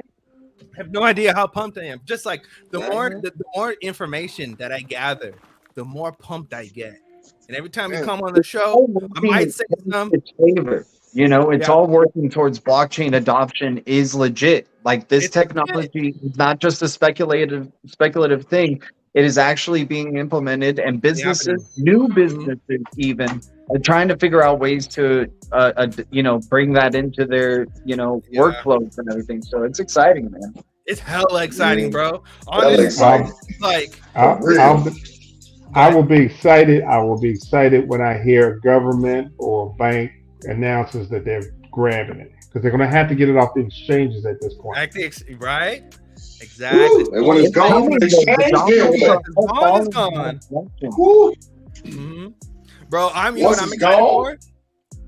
excited for the staking features. When they say, like, for example, they introduce the Quant staking. When they say, hey, come to whatever bank and come stake your XRP, or stake your XRP on Fidelity or BlackRock, whatever, bro. You best believe I'm gonna stake some. Man, that's coming, man. Hell yeah, coming, let it man. be. That's coming, man. That's residual income. That's money in your sleep. That's why I tell folks this, y'all. So check this out. I'm gonna say this real quick, man, and I may jump off to let somebody else get on. Right? But I say this all the time. I don't think when this thing does what it's supposed to do, not if it does, but when it does, you're not gonna have to look for somewhere to offload or stake or loan, earn a yield on. They're gonna come looking for you. Hell yeah. They're gonna be looking for you. Dude, they need what you got. I wanted to say something about the Raoul Paul situation again. Like, it's interesting that he chose XRP and ADA, and the type of guy that, the people who watch Raoul Paul or everything that he releases or anything in terms of crypto, like, are mostly like older gentlemen that are out there that are maybe just getting into crypto a little bit, and they just really respect his opinion. Maybe they see a little bit of themselves in him and whatnot. So I think he's just such a big influence on a certain age group of men who do have a ton of money to throw into crypto. And so him kind of backtracking a little bit with something like XRP and ADA is helping to influence these men who do have the money to invest in crypto, like a considerable amount, to avoid cryptos that may shine the most in this next bull cycle. ADA was a big gainer in the last bull cycle. We can all acknowledge that. All of us underestimated ADA. It went from 6 cents to a very large amount in that last bull cycle. And then here with XRP, now with clarity and just this court stuff behind us, you're going to see XRP going to a ridiculously high amount. And of course, he chooses those two type of cryptos. He doesn't say BTC is a cult. He doesn't say Ethereum is a cult. He doesn't say Solana is a cult, even though all this maximalism is equal with all these type of cryptos, So it's just interesting, that I just wanted to add that on to the Raoul Paul situation. Is he has already a big influence in his crypto opinion over a certain age group of men who do have the money to throw in large amounts, to own large amounts of super cheap cryptos like an XRP and like an ADA. Yeah, that's a good point, man. It's wild, isn't it? To X Speed Racer X $5 Cash App. Appreciate you, bro. Hey, we saw you backstage, man. We got 10 on here. We had 2 waiting. I jump off. We try to. I jump off. Yeah, you're good right now. If X Speed comes back on, we'll rotate you in, bro. But yeah, we saw you waiting, man. We try to rotate people in because we can only have. Come back on, man. I'll jump. I get off for you, man. Come back on. Links in the Shout out chat. to X Speed. I think the funniest part about all everything is the fact that no one wants to admit that Bitcoin is not Mika approved, and everyone's just ignoring that fact that EU regulation is the hardest regulation, but we're just gonna totally not admit that they'll never say it. Compliance with EU. They won't talk about that because that's how they distract people. So over the weekend when I was going to watch the fights, I was at a bar talking about crypto with somebody, and one of the hostesses walked by and she said, and I was like, what? And she goes, all the people that were going to make money off crypto already have. The opportunity is over. That was her stance. Wow. And I was like, okay, that's an interesting. And I was like, you mean Bitcoin and Ethereum? And she goes, yeah. And I'm like, well, you realize there's other projects, right? But I mean, I wonder how many people have that mindset now that, I missed the boat. And then they don't do any due diligence and they're going to miss it. A lot, bro. Terrible. What's up, G? She must think everybody's going to become Amish or something. Yeah. I mean... I definitely want to unplug in the future. I mean, we're talking like, this future, you're going to have to earn your money most of the time online, right? So we're avoiding that by owning digital assets before that becomes a real reality. We won't have to be on our phones the whole time, on tablets, on AR glasses that let you see your computer in front of you all the time. We'll be able to take those off, have a nice vacation with our families, right? Or do whatever the hell we like, right? That's why we're taking advantage of it now. And your story reminds me of what I remember people saying after the .com bubble in like 2003, 2004, after a bunch of people made a lot of money by hoarding domain names. And then there was this huge crash. And you look after that, I mean, that was like people said the same thing. It's like, oh, this internet fad, I missed it, right? And this was pre-Amazon going to the moon. This was pre-Apple stock going to the moon. This was pre-social media. This was really the explosion of mobile phones. Remember, we used to have these bricks. If you had a mobile phone, the battery lasted for like a week and a half, but all you could do was make calls on it. Months, bro.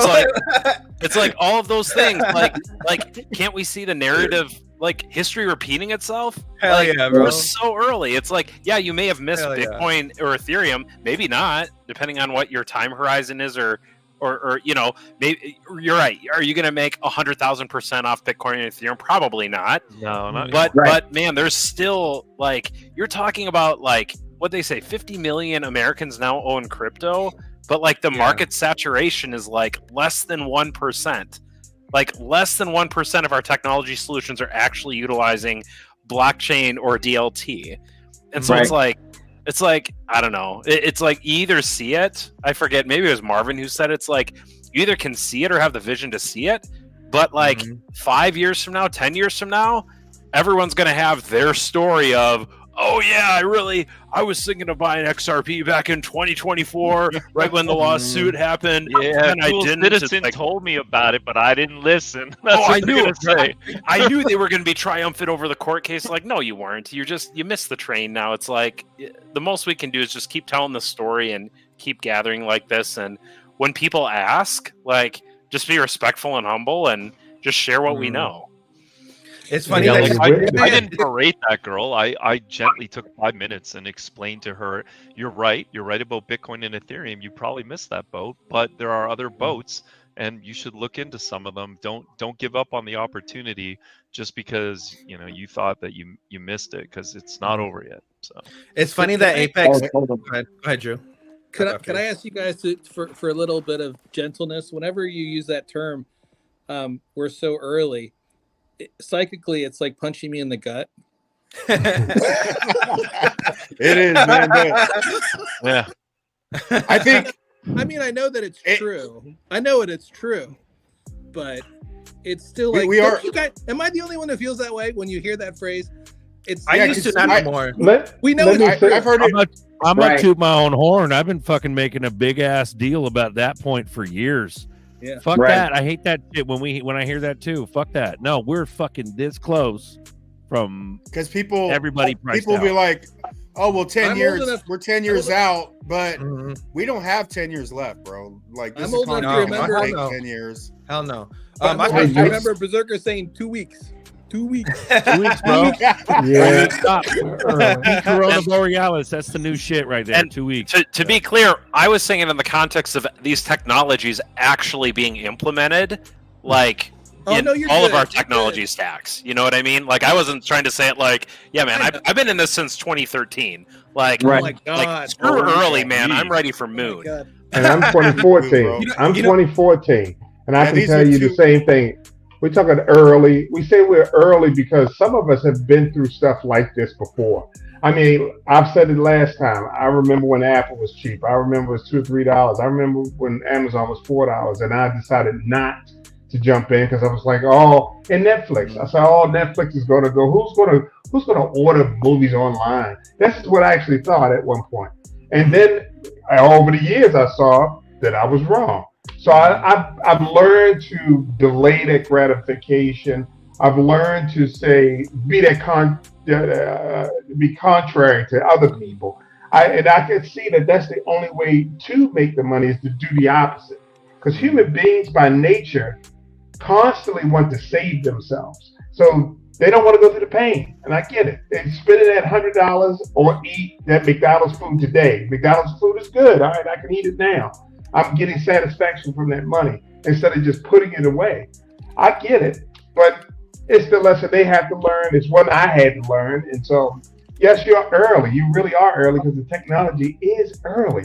It's just early, like you said. Like you said, it's only 1% is being utilized. I just want to say something real quick. I was watching this interview with Gartner, and they were saying this whole damn thing will change. And if you're not in this industry, and if you're not thinking and planning of what to do, you're gonna miss this, and you're gonna miss moonshots. You're gonna miss everything, and you're gonna be kicking yourself in the butt of why didn't I think of something? Why didn't I get into? I've done that, and I've done that 3 times in my life, 4 times in my lifetime. I know better. In that seminar that I was watching with Gartner, they were telling. So you guys know who Gartner is, right? They other institutions come to, like other enterprises come to them as a seminar and tells them new information. Well, he was telling all the folks, like, hey, contact your IT provider, contact everybody, and tell them, learn language models, get it into your business, get the digital transformation going. You better be on par with standards, because once this happens, it happens. So if they're having corporate events, and corporate events are letting their statisticians know, hey, get on board because we're all getting on board, or you're not on board yet, oh, late. Come on. So for a fact, it's not like years and nothing, no way. This is like weeks. This is like 95 days away. And the one thing I've learned over my years is the government tells you it's bad, then you should probably buy it.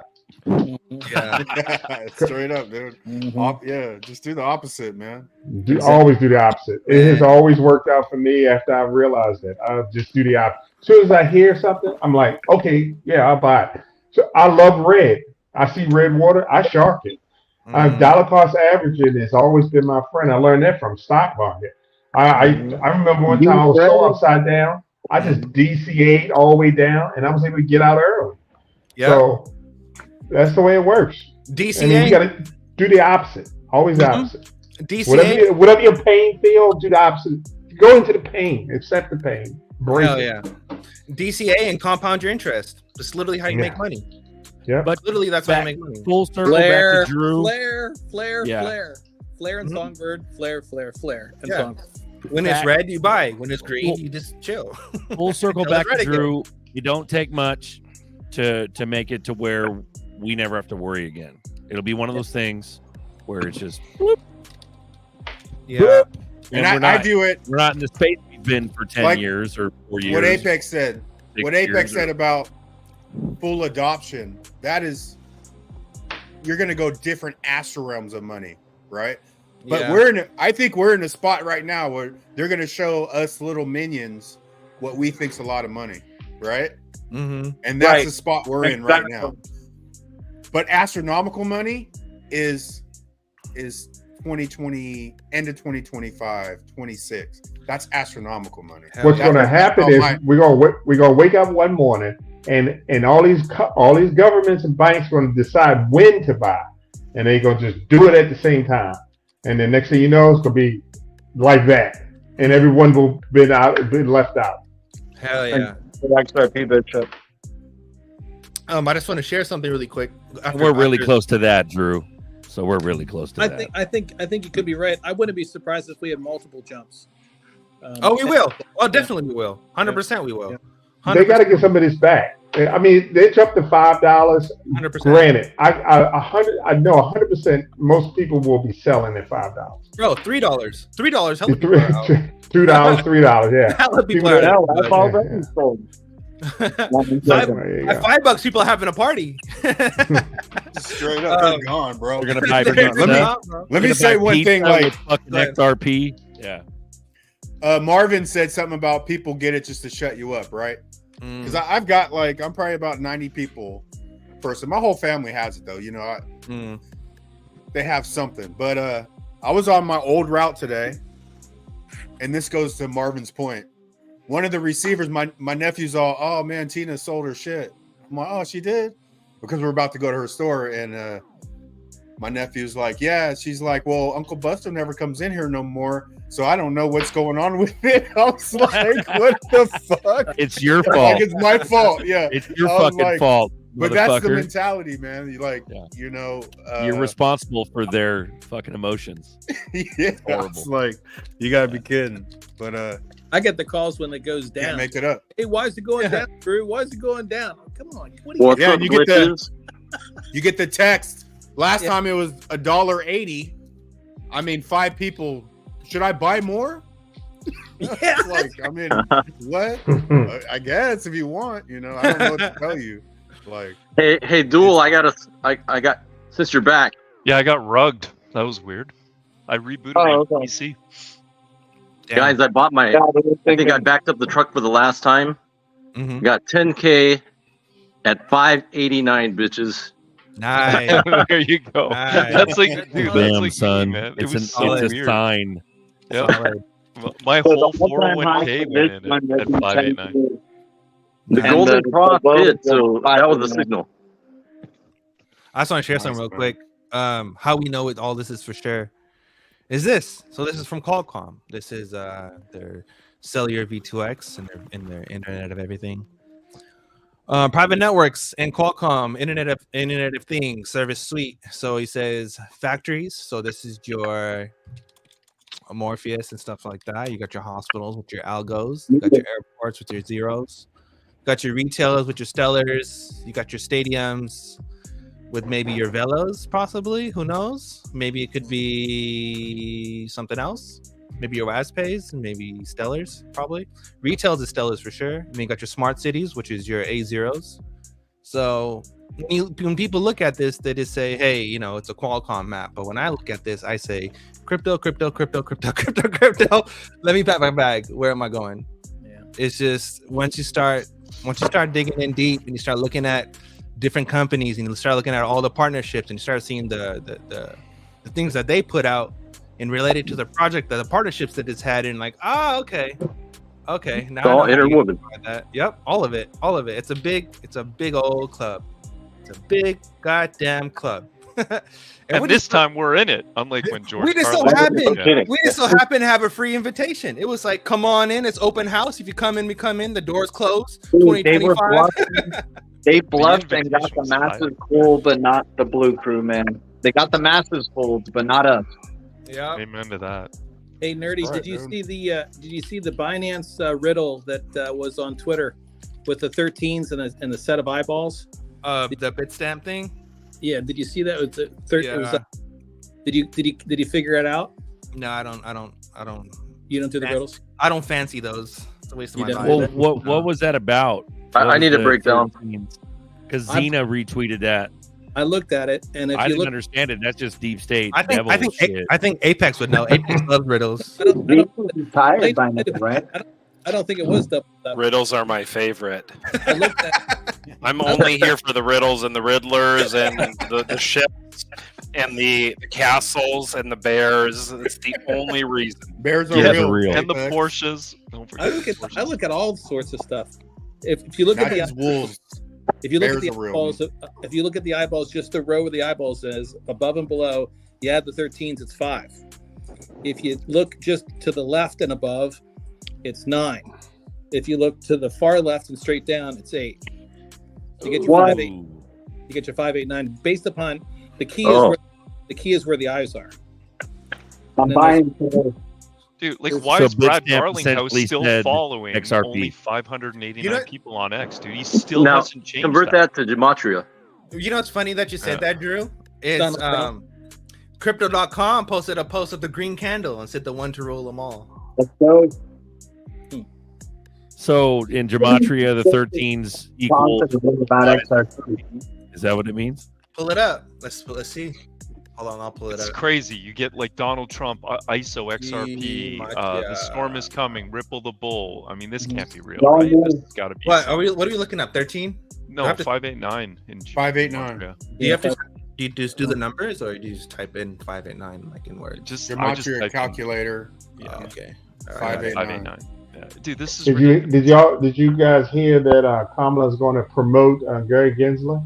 Yeah, of course. Man. Dude, Dirty, I hope you're wrong, man. I swear to God, if we get 4 more years of this BS, I'm going to lose my mind. Yeah, I'm right there with clown op. It's not even a psyop, dude. I'm going to replace the word right here. with clown op. 589. Read these guys. This is ridiculous. 589 DT ISO DT extract storm bull 16 Tracy Tom's April 13 nothing. Like, these are cool. What does it mean? Are there no Sea-Doo jet skis in there? Oh, look, I'm going to get skinny. I'm going to get skinny again, guys. Oh, I can't wait. God's Illuminati, Upscaler Room, 13 December. Something happens on 13 December. I'll be dying. Exodus Oracle, blah, blah, blah. Millions of dollars. Like 30 or like 230 of them. First Horseman? The other one that said an angel of the earth too kind of scares me. Break the curse. What's an angel of the earth? It sounds like Lucifer to me. Bro, guys, I have a question. How many of you guys are going to sell any bags at $3 or $5? $5 right here. I'm selling 1,000 XRP. I'm going to go buy some golf clubs. Okay, that's reasonable for 1,000. I'm never Anybody selling. else? Never selling. I'm not selling until it hits 50. And I'm not selling at all. 50? God dang, dude. Never sell. I'm never I'll selling. wait. Fuck it. I'll wait. I'm selling at 10. I'm selling at 20. I should be selling at 3, but I just can't see myself letting it go for that low. I got family I want to think about. I don't see us at 10 or 20 or 3 at all. I see the first pop is $300 fucking dollars. See, and I pray that is what happens. I see us immediately at $330. Let's go, Berserk. That's why I love you. That could be it, man. Yeah, no, $330. So, Do the fucking math. Do your math. You could fucking shave. Hell yeah. Sell 100 XRP at $300 or something. Who gives a if they can't show you $5, they're not showing you $300, bro. Until they show you $10. It's a small. It's gonna be 5 to 12, and I then think it's overnight $300. the next phase will be like 30 to 50, and then triple digit. But if they do it quicker, they do it quicker. But so what about you, Uncle Buster? What are you unloading a small bag at? That small ice cream lip. I'll probably unload a little something at 5, but I'm definitely gonna take a nice little go at 10. I've been buying this shit for 7 years, bro. Amen. Yep. I don't care how high I think I could get it. At $10, that's like a 33x on a shit ton of money. I'm taking a little bit. That's Baba what it can is. kiss my ass. I'm buying a Porsche. Fuck that. I know what I hold. I'm not letting it go at 3, 5, 10, $50 maybe. Yeah, well, I accumulated enough to let some go too, so. Well, the way I look at it, there's nothing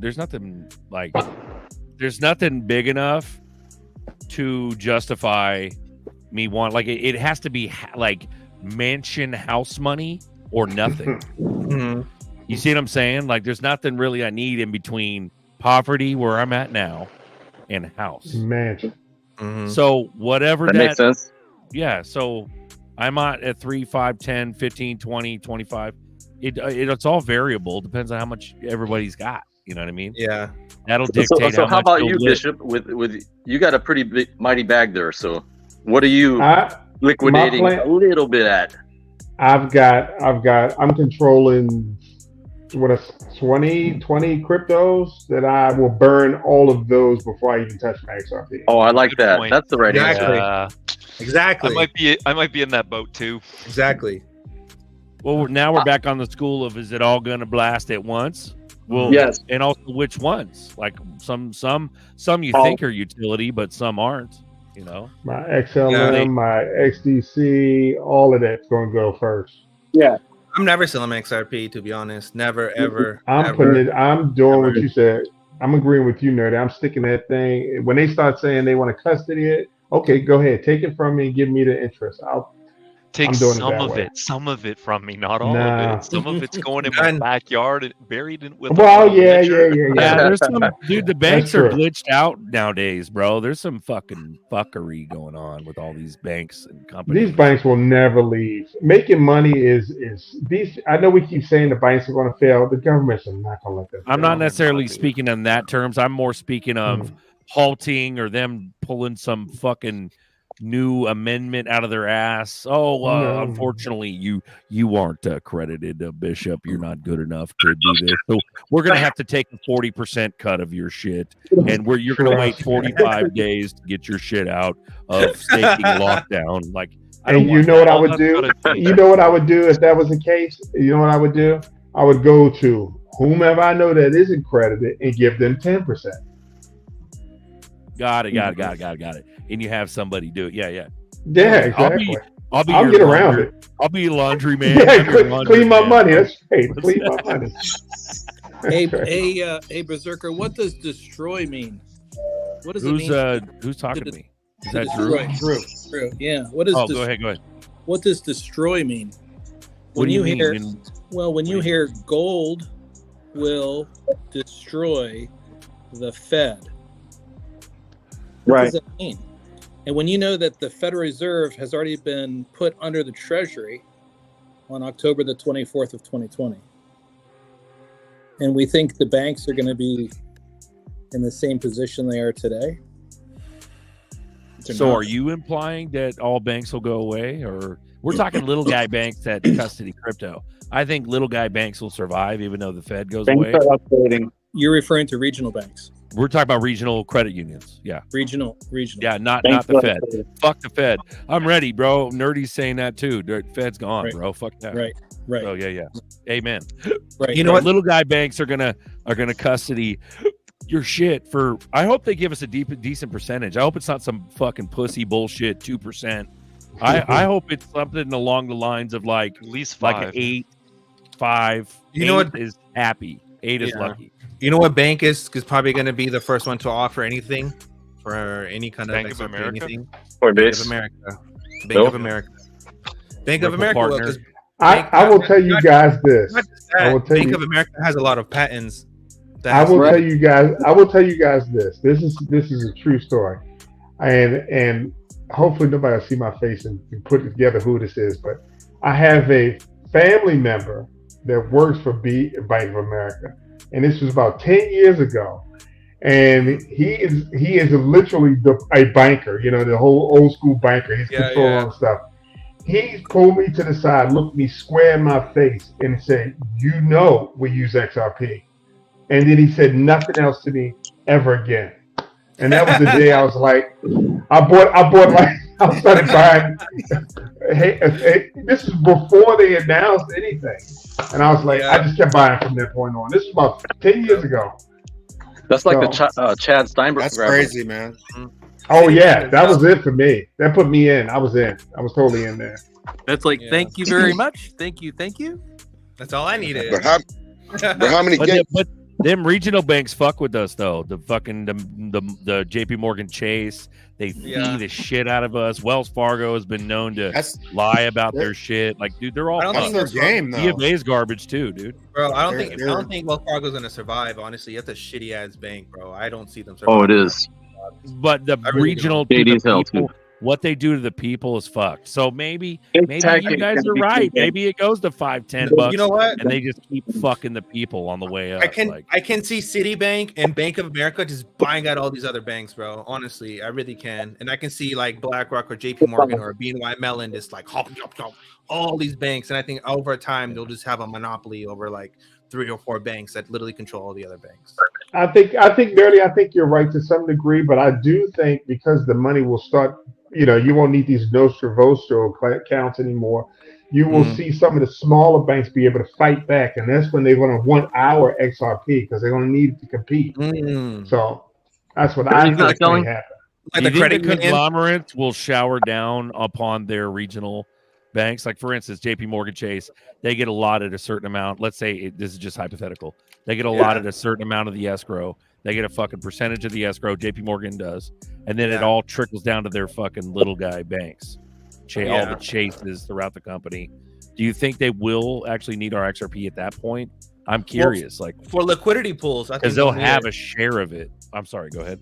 For AMMs and for liquidity pools, they'll definitely need it, and we'll definitely get a percentage of but yeah, that's a whole nother animal though. We're not fucking with Chase at that point. We're not doing pools. I'm curious how that's going to work in like I Trust Capital, because I'm wondering how how their XRP is going to be utilized. Well, they have to. My understanding is they hold it in cold storage for you, and they have obviously liquidity on their exchange for buy and sell orders. But how is that going to work? Like, are they going to come back and say you're going to have to sell this and convert it to US dollars in your? No, I think. I think they'll offer you a percentage, but I think that by that time we'll have laws come in for insurance, just like we have the FDIC. I think we'll have something to do with crypto along those same lines, and then that would bring, because it's about trust. At the end of the day, banks are literally it's just about trust. If you trust someone to hold your shit, this shit is shit's so bad. Go ahead, my bad. Go ahead. I think over time, banks will transform. Like I've said it before, I think over time, banks will transform into data centers where because data is the new oil, to the point where in order to hold your data, in order to hold anything, you would hold it at a bank, and your bank would give you some kind of ledger or some kind of device to interact with anything.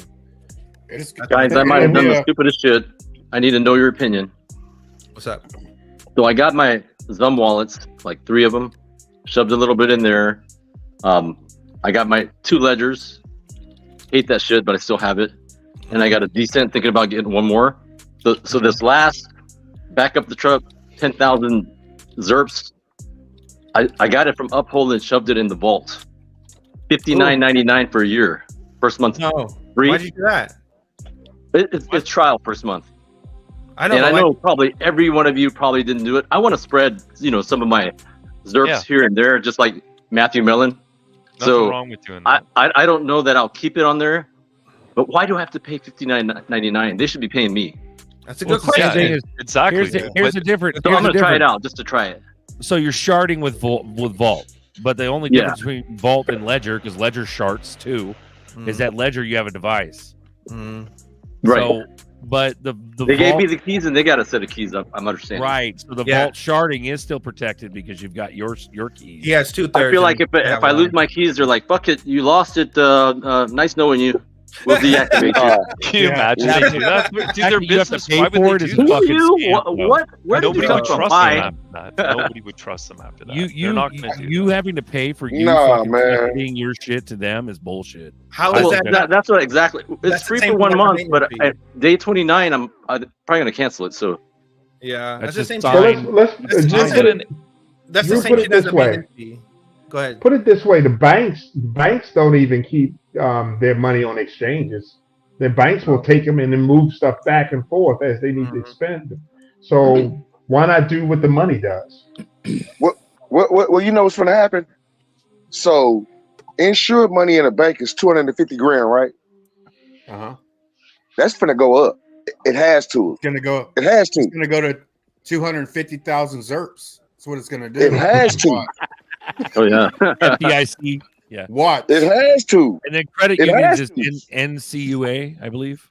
There's going to be an interest rate battle, bro, because the people with the crypto, they're going to be doing DeFi. So yes, the banks are going to have to compete with DeFi. The banks are going to have to beat DeFi's prices, right? So to get you guys to fucking give the banks some. You know what I'm saying? And if a bank, it's going to be let me show y'all something.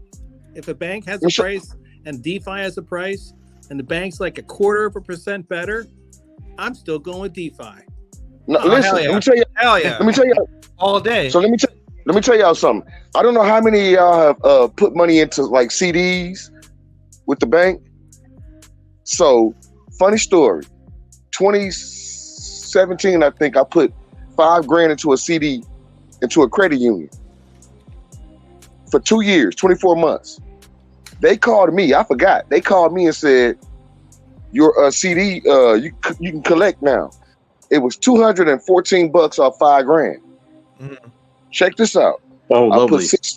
Check this out. I put $650. Yes, let me try to tell you this. I put $650 into Dogecoin January of 2021. May of 2021, the Dogecoin is worth like $19,000. That's crazy. That ain't what I'm. Could you do the math for me? Which is better? The $19,000. The $19,000 to me. Shit. Light bulb went off, right? These are where you put your money to die. Yeah, light bulb. Not even outpacing inflation. So what do you think the APY will be on DeFi when it gets the stamp of approval? Ooh. This is what I was saying. Hold on. This is what I was saying. They'll be competing with the bank. Sure. This is what I was saying. They're already competing, guys, if you pay attention. Most banks didn't offer a 5% interest on you holding your money in the bank 2 years ago. Yeah. Now they do. Now they do. Why? Why? Because you can take your own money and put it in DeFi and earn 5 to 7%. So they're trying to match what the crypto space is doing. We're letting you earn money on your money. The bank's already doing that. Get up tomorrow, go to your bank and ask them. I think the biggest thing about the banks and why they can never compete with DeFi is because you're the middleman anyways. Well, you're staking you're staking your tokens, right? You're staking your tokens depending on what you are, whether you're in a farm or a pool, and you're getting liquidity pool tokens, and then you're getting interest on those tokens. So it's like a double whammy. And who the hell can compete with that? On and they close on Friday, y'all. Well, maybe. So check this out. Friday and Friday, they close. So check this out. So we go mainstream. Let's say we go mainstream with crypto. Maybe it's not meant for the little guy. Maybe maybe they don't give a fuck about competing with DeFi. Because you ain't the little guy no more. Yeah, maybe they don't give a fuck. Maybe they know that the little guy is gonna miss. When I mean little guy, I mean like Gen Pop that thinks fucking Doge is a Happy Meal. Like, gotcha. Yeah. So maybe they know that the majority of the people are going to miss out. And then if they do, if the people want to play the crypto casino with Doge, Sheeb, and all that shit when it pops, it's going to be on such a small, minute level that they'll keep it lower interest anyways. They'll be like, nope, you're only going to earn 0.5%. Yep, on your Doge Happy Meal. And the people don't even know better. Coin. Yeah, they won't know any better. I think that they know that their psychology has worked up to this point where banks don't have to fucking deal with it. It's not meant for the people. What we're seeing now is a utility run that's going to control the fucking world on a governmental level. That's it. It's not meant for the people. Be your own bank. So the 50 million people in crypto that Trump said, how many motherfuckers are in XRP? 2 million? Check this out, y'all. Of that 50 million? Like, that's a big ass difference. How many folks, how many of those Bitcoin? So if you go look at like Bitcoin, people that were in Bitcoin when it went to $100, how many of those folks do you see online today? The ones that held it. Nope. Yeah. Even more to the point. They all liquidated. Everybody's out even if they're out at 300, let's say I'm right, and it pops at 300 overnight, they're fucking out, bro. But I'm saying the ones that kept rich and they're out. No, the ones that kept it. The ones that kept their Bitcoin, they believed in it. They didn't mess with it. Now they Bitcoin billionaires. You don't hear from them. Yeah, you don't hear from them, but there's only like they're being murdered. There's only like 1,000 of those. There's only like 1,000 of those motherfuckers, Marvin. They're living in Dubai. I know it. They're living in Dubai. They don't give a shit guys, about listen to this. Chase fucking FDIC interest rate. They don't give a shit about that. Yeah. Yep. Listen to this, guys. I introduced a realtor to ZRPs. I think she told me she had like 8,000. She says she can't wait to pay off her house. I said, why would you do that? That's a small mindset, man. Mindset, man. So, anyways, mindset. I'm telling her, why would you do that? And my wife's the same thing. She wants to take our bag, and I want to take the small bit of ice cream and stretch it out. I don't want to pay off the house. I want to make payments. Amen. I want her to go buy her Louis Vuitton bag that she sold. You know, enjoy your life until the next blow up. It could be 6 months before we can buy 2 houses with it. Why would you pay off your mortgage if you know what you hold? Especially if your interest rate right now is 3%, right? Take the money, stake it, or do some DeFi with it, and earn more than the 3% that you're paying on your mortgage or less. Exactly. And take that cash flow and use that to pay your mortgage payment every month. Why would you?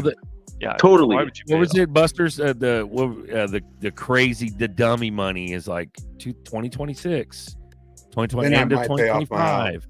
Yeah, then you fuck around with it. But that's the thing. I had a conversation a long time ago with Duel talking about amortizing your life. You amortize your life for 2 to 5 years. I would say 2 in the short term to make sure you reach those 2026, 2027 levels where we're like on the moon. But can you imagine this? Can you imagine this motherfucker in 10 years? If you held a significant bag of XRP in 10 years, exactly, it's fucking hundreds of millions of dollars, if not billions. That's been my plan for a while, is sell enough this cycle just to have enough money to get me to 2030. So you amortize yourself to, dude, how much is a Louis Vuitton bag? How much are those? What's the most expensive? $2,000 and what's the most expensive Louis Vuitton bag? Oh, dude, like I think on average they're probably like $3,000, $4,000 in that range. What's the most expensive? I don't know. Let me break it down. I'd pay off my house for under 500 ZRPs. You know, let me break it down. 20,000 ZRPs. I'm not giving them 20,000 ZRPs to pay off my house. But 500 ZRPs. So we're all on agreement that it's stupid as shit to pay off on your first lick of ice cream. Just enjoy it. Pace yourself for the marathon. You lick what you can. You lick what you can. I'm gonna lick a steak dinner. I'm gonna lick a lobster dinner. Wagyu. Take my mom to the bay. Get a lobster dinner. Fuck Wagyu at that point. Yeah, she wants lobster. I'll have something else. I'll have some seafood. I'll have fish and chips. I'm a fucking middle class, like lower middle class white boy, bro. I'm gonna get fish and chips with them fire ass steak fries and some real ass homemade ranch. That's what I'm getting. And you're gonna you have a life experience with your family that you love. It'll be in a good mood. It'll be a positive thing. You get to enjoy a little bit of yourself.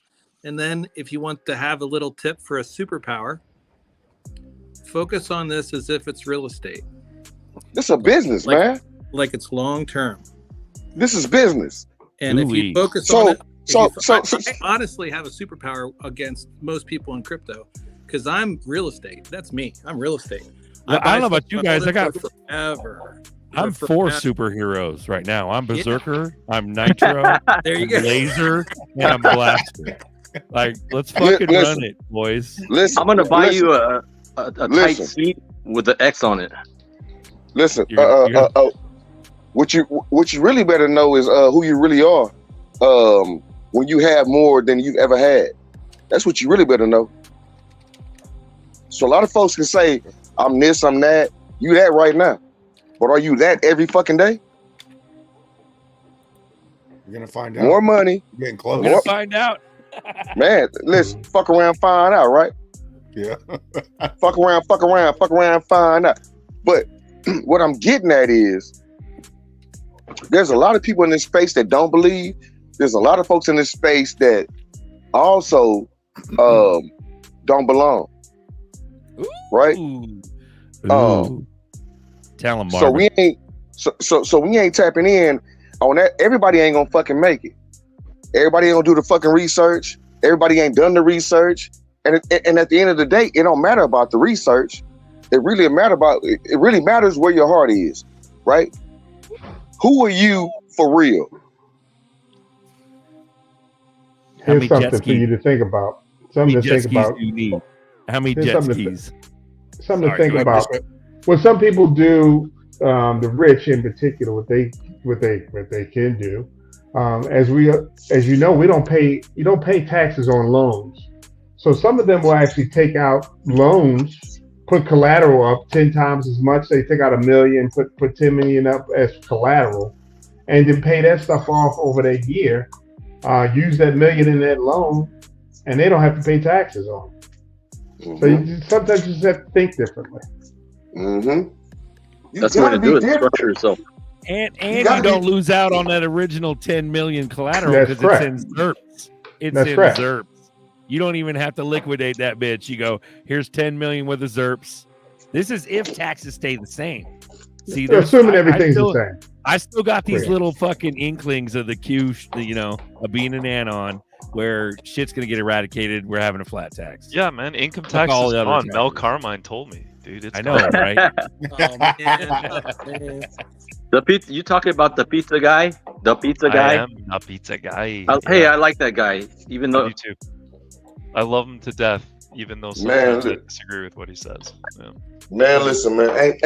Ain't none of us gonna give a fuck about them small numbers. They're gonna be small numbers to us here in the near future. But Bishop's right though. If tax survive, we're fucked if we're not smart. So that makes sense.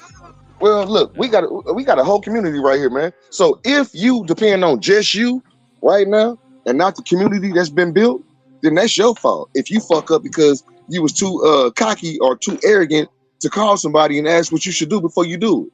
If you know you finna fuck up, call somebody. Not financial advice.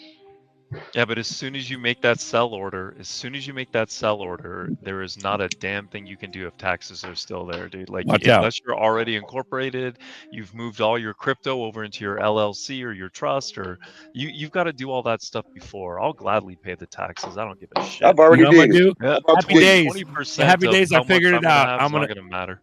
I'm gonna fucking shave my ice cream, or I'm gonna fucking lick my ice cream just to keep StreamYard alive, so I can ask motherfuckers. Because I know I'm fitting to fuck up, so I gotta ask some people so we keep StreamYard up. That's what I'm gonna. Y'all know what I'm doing. I'm gonna lick my ice cream. It's all on speed dial, dude. Y'all know what I've done. This is what I did. I gave myself a goal of XRP. I'm gonna say this live, y'all, because that's the only way I know how to do it. When I hit that goal, something hit my soul and I cried. I cried when I hit my goal, right? But I knew that I had freed myself and my family, and I also gave myself a chance to build a fort around my initial investment of XRP. And when I say a fort, what I'm saying is I diversify into other shit, other cryptos. So I don't have to touch the XRP because I believe so strong. I'm gonna let XRP and Ripple, I'm gonna let the company Ripple do what they do with XRP. And I play with everything else. And that's why I'm never selling. That part. I agree. That is the right structure.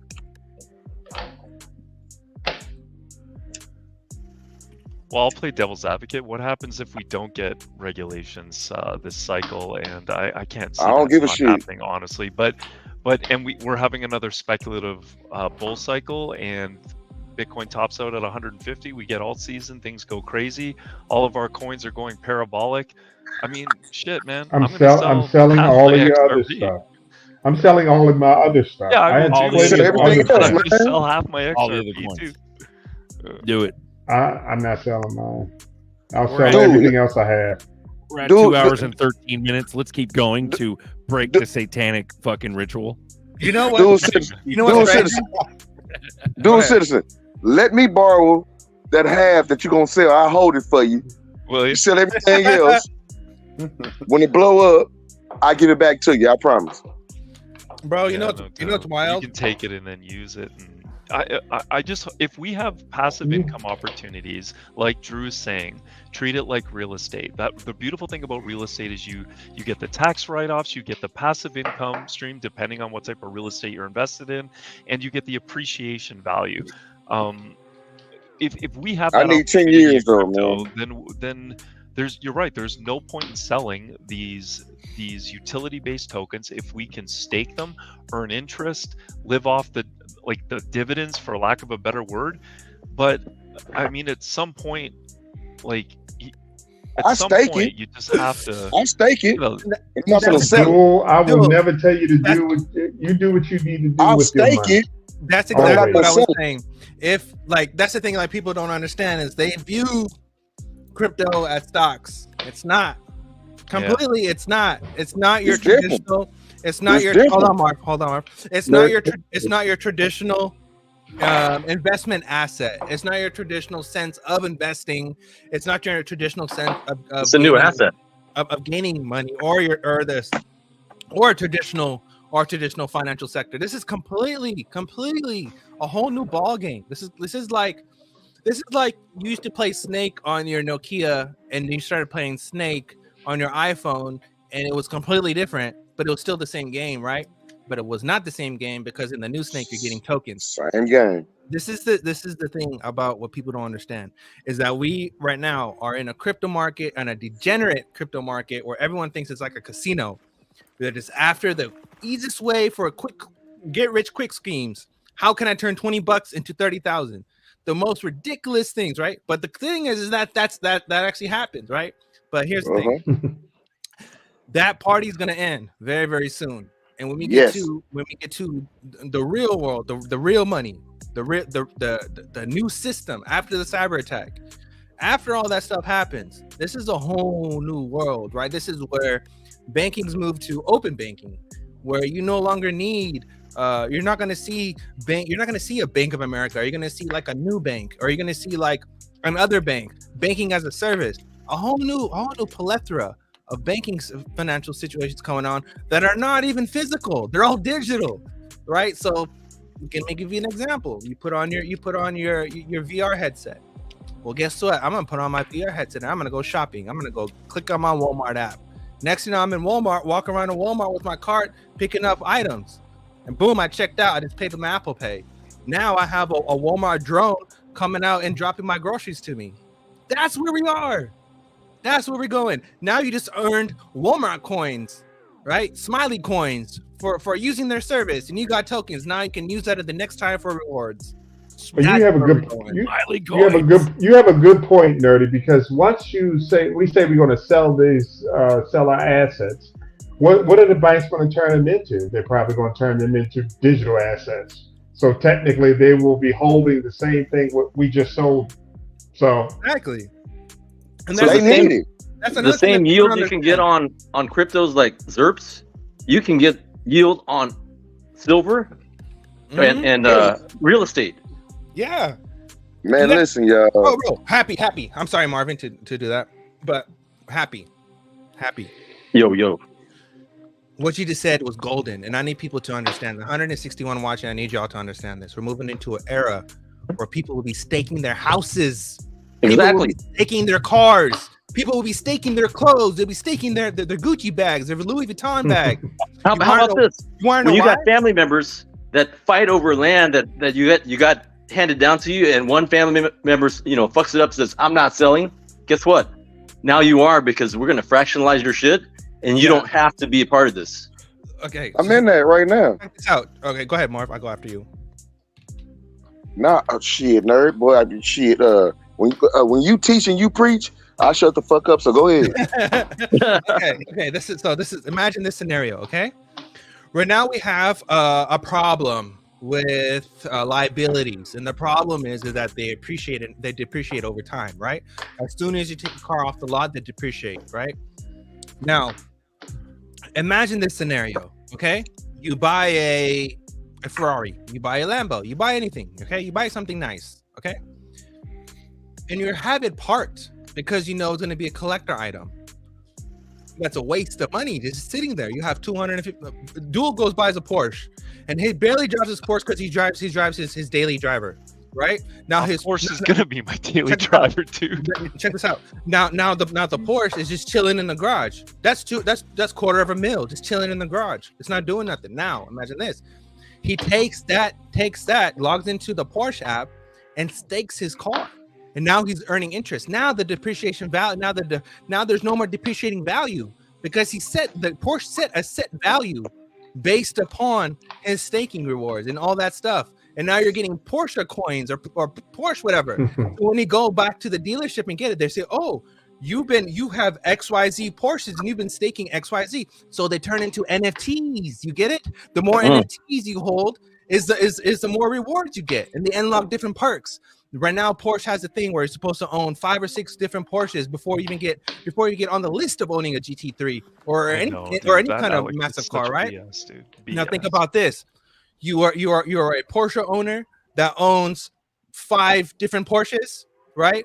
Porsche can log into your account and see that, hey, this person has 1, 2, 3, 4, or 5 NFTs. He owns 1, 2, 3 cars, and they're all staking. Now they're all owning rewards, meaning that the company is earning money because their car is no longer depreciating in value. So it gives the company value, and you're also getting reward, getting an APY out of that, an interest rate out of that, because you're holding it and you spend your money buying it. So we're moving into a world where it's not just we think of cash as this thing that, oh, I have to trade my ZRK for cash because I can buy something right away. No.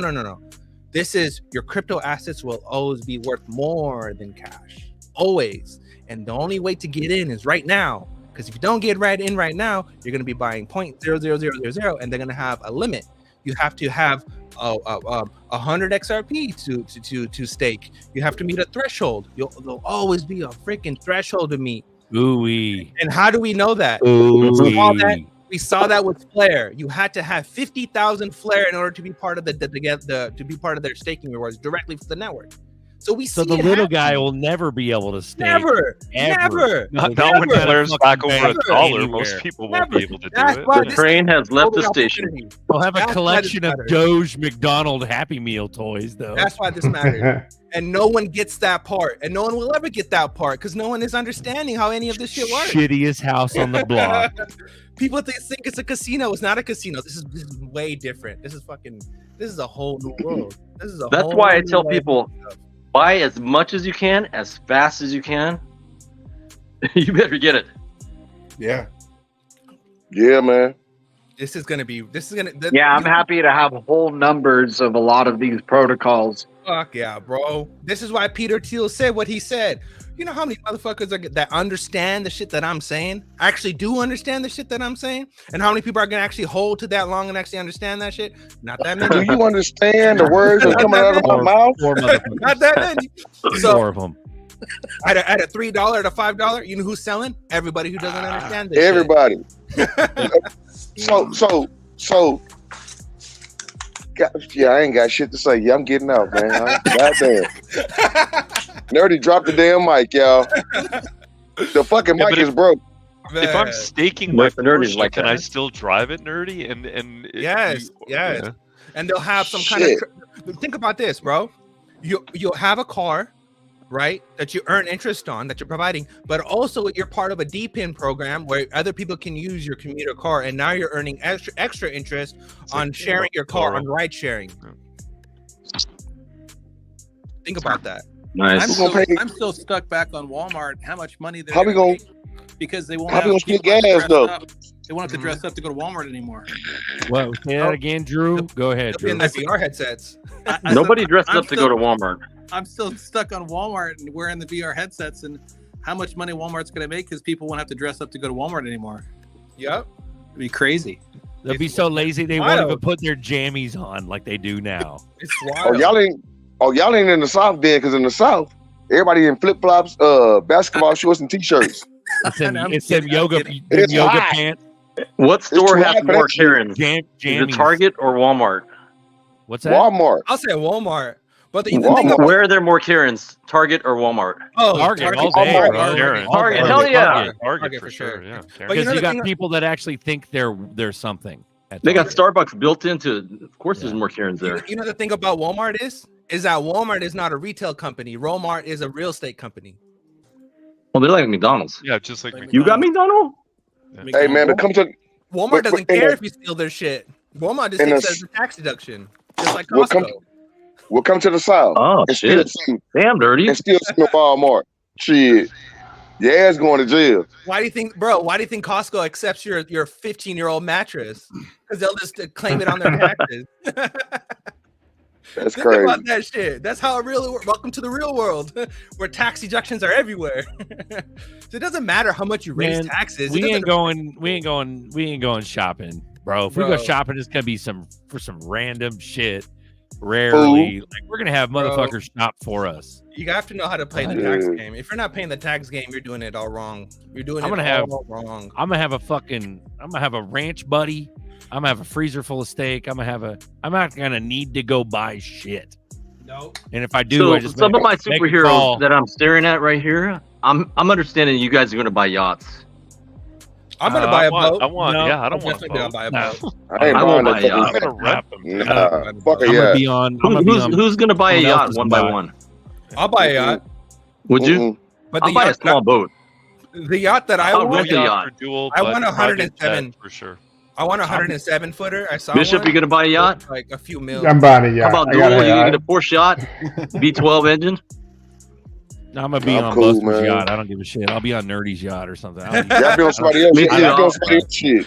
For I ain't real, giving bro. two You fucks. need one. I'm not going through the stress of having to For tell real. the crew Not what to do. Yeah. Me and bro, me and Buster definitely have it. Even if Buster has the boat and I got the jet skis, bro, we're still good. We'll have some famous Buster barbecue. I've never had it, but I hear some good stuff about it on Nerdy's yacht. Fire. That's the thing. I'm not gonna want too many eyes on my ass. So I'll have like a respectable boat, but it won't be like. We're gonna have a We'll barbecue. see how big XRP gets. I want that cigarette Tirana 59 The foot. Tirana, bro. Like 3 million. Yeah, see, if you're near water that you could use it on, then there's nothing like that kind of boat's fine. But I'll have to go get a house in Florida, man. You're gonna live on it. We got a big ass lake. Oh, I'm trying to live on it. Hey guys, if you're ever in Texas, they have a place called Hutchins Barbecue. Nice. Me and my wife and my son wanted to eat some barbecue, so we decided to skip lunch on Sunday and try to squeeze in when everybody's gone, like 2:30. The line was freaking wrapped around the building. Yeah, it is. Austin? Wild. Yeah. Austin? No, in McKinney, Texas. Okay. North of Dallas. There's one in Austin too. I gotta go to Texas. Yeah, same shit in Austin It's too. some good stuff, but man, they were packed. Well, let me tell you something, man. When you live in the South, you kind of judgmental about barbecue and barbecue restaurants because we all barbecue. We all cook for no reason. No reason. This is how we raised, man. We do Korean barbecue. Nah, we do black barbecue. Shit. Well, Koreans were the black of Asia. You feel me? Koreans are the blacks of Asia. Even our capital, Seoul. I hear you, bro. That was a good one. That was a good one. Hey, that was dope. That was dope. That was dope. I used to break dance, man. I was in the talent show when I was in the 6th grade. I saw you on the Olympics breaking this year. Bro, Yeah. I used to be My brother had a Jerry curl. Bro. Korean dude with a Jerry curl. What the fuck? You just he said, oh, hey, okay. Let me tell you something. Hell yeah, B-Boys Reunite. Let's go. Goddamn, man. I appreciate that salute, man. I can't say that. Goddamn. He said a Korean dude with a Jerry curl. Okay, goddamn. Shit. Boogaloo shrimp. You know, Koreans can dance if you don't know that. You see these Koreans that break dance? Japanese and Koreans, man, they can dance. Bro. That's what's happening. Because That's what's happening. bro. That's how I won my wife. I could pop, I could lock, I could do a wave. Oh shit, that's me. What, you was born in the 70s? Yeah, 70s. Yep. Did you 77 or what? 75? Oh, I'm older than that. I think I'm older than Duel. The kick worm, Oh, the dude, inch worm. there's no fucking 72. Oh You were shit, born you in old. 72. Happy days. Yep. You old I'm mother. I'm older 77. than all of you. However, if I go around, you know how Asians don't, you know. I know. You don't age at all, bro. It's not fair. I'm older than all of you. Some people mistake me for like 35. You know. I'd be like that. Yeah, you look young, man. I mean, you can't see me, but some of those people say that. I've seen you before. Just happy? Yeah, happy days. Yeah, I've seen you before. All right. No. He's talking about Happy Gilmore. Talking about Happy Deal. Okay. Yeah, Different guys. Different guys. Okay. Happy Days was about to leave. Be like, damn, goddamn, I got a stalker. What the fuck? Yeah. No, I used to have my profile picture. Got a live troll. No. Just fucking around, man. Yeah. Bro, this shit. That's dope, man. You know the craziest part about all of this stuff is like we're older folks, right? But the thing about like I'm probably the youngest one here. You right? old nigga. I'm hella young, bro. The youngest one, nerdy. 1990 was the good year. I heard that's the year you were born. That's the year I graduated high school. Yeah, oh, shit. Yeah, you old. Like 2 years. Yeah, I graduated a couple years later, dude. Yeah. Me too. 95 for me. 93. 95 for me. I think the craziest part about all of this stuff 86. is like one Holy shit. Bro, like when we have 88. see, like when we have people of your guys' age group, right? 70 to 80s, right? And you have like me, you have 70, 80s, and 90s all coming together, right? Talking about this old conversation. Yet other generations don't have a clue what's happening. You know why? Because you're an old soul, nerdy. You know shit like nobody knows. Your data bank goes way back. It does. It really does. That's love, man. But, Nerdy, what was the first thing that woke you up, Nerdy? How old were you? What did you see that woke you up? 9/11, bro. I'll never forget that day. Me too. I'll never you forget were that 11 day. years old. You were 11 years old. I was dude. in What school, the bro. fuck? I'll never forget that day. I was in school and I watched that shit happen on TV. I'll never forget that day, and the whole world changed after that. It was never the same after that. I still remember, bro. I remember 65 cents gas. I remember 75% and 85 cent gas. I remember that shit. I remember that shit clear as day. But after 2001, boom, $3, $4. It's never been the same ever since. I'll never forget that. All my friends, every single one of my homies turned on me. My teachers, everyone turned on me. I have nothing to do with none of that shit. But because I'm a brown man, he must be a terrorist. And man, that's changed. It changed my life. The whole damn thing. After 2001, my whole life changed after that. I had to be on toes, tippy top, how to freaking talk a certain way, act a certain way, be a certain way, act any way out of balance, and then boom, I'll lose something. I get kicked out of school, get suspended for some stupid, bro. It was wild. It was wild time. So I've been growing up with this bullshit my whole life that I can remember so far, and none of that shit nothing has changed, bro. We're in the same situation right now. We're literally in the same situation right now. What has changed? Nothing. Literally nothing. The same war, the same folks, the same bullshit, the same narrative, the same shit over and over and over again. The same another generation fighting and protesting for the same shit. When I was growing up, it was listen to the Rise Against the Machines and how the corporate was garbage, and listen to Green Day and all this other punk bands. I grew up to punk rock, being against the system. And now I look at the world, I'm like, what the hell is going on here? Like the whole damn thing just went, down the drain. Wild. Well, check it out, nerdy. I joined the United States Navy in 1996. 2001, 2000. I was assaulted in Thailand. I almost lost my life. Right. Yeah. Got back to the States, it was May of 2001.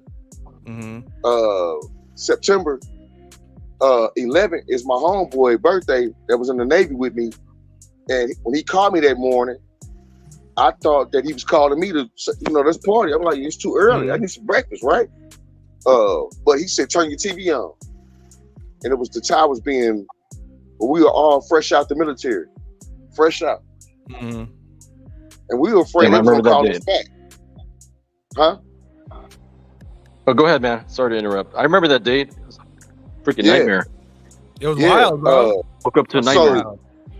So, at the same time, when we got out in 2001, in the surrounding cities of San Diego, me being a high school graduate,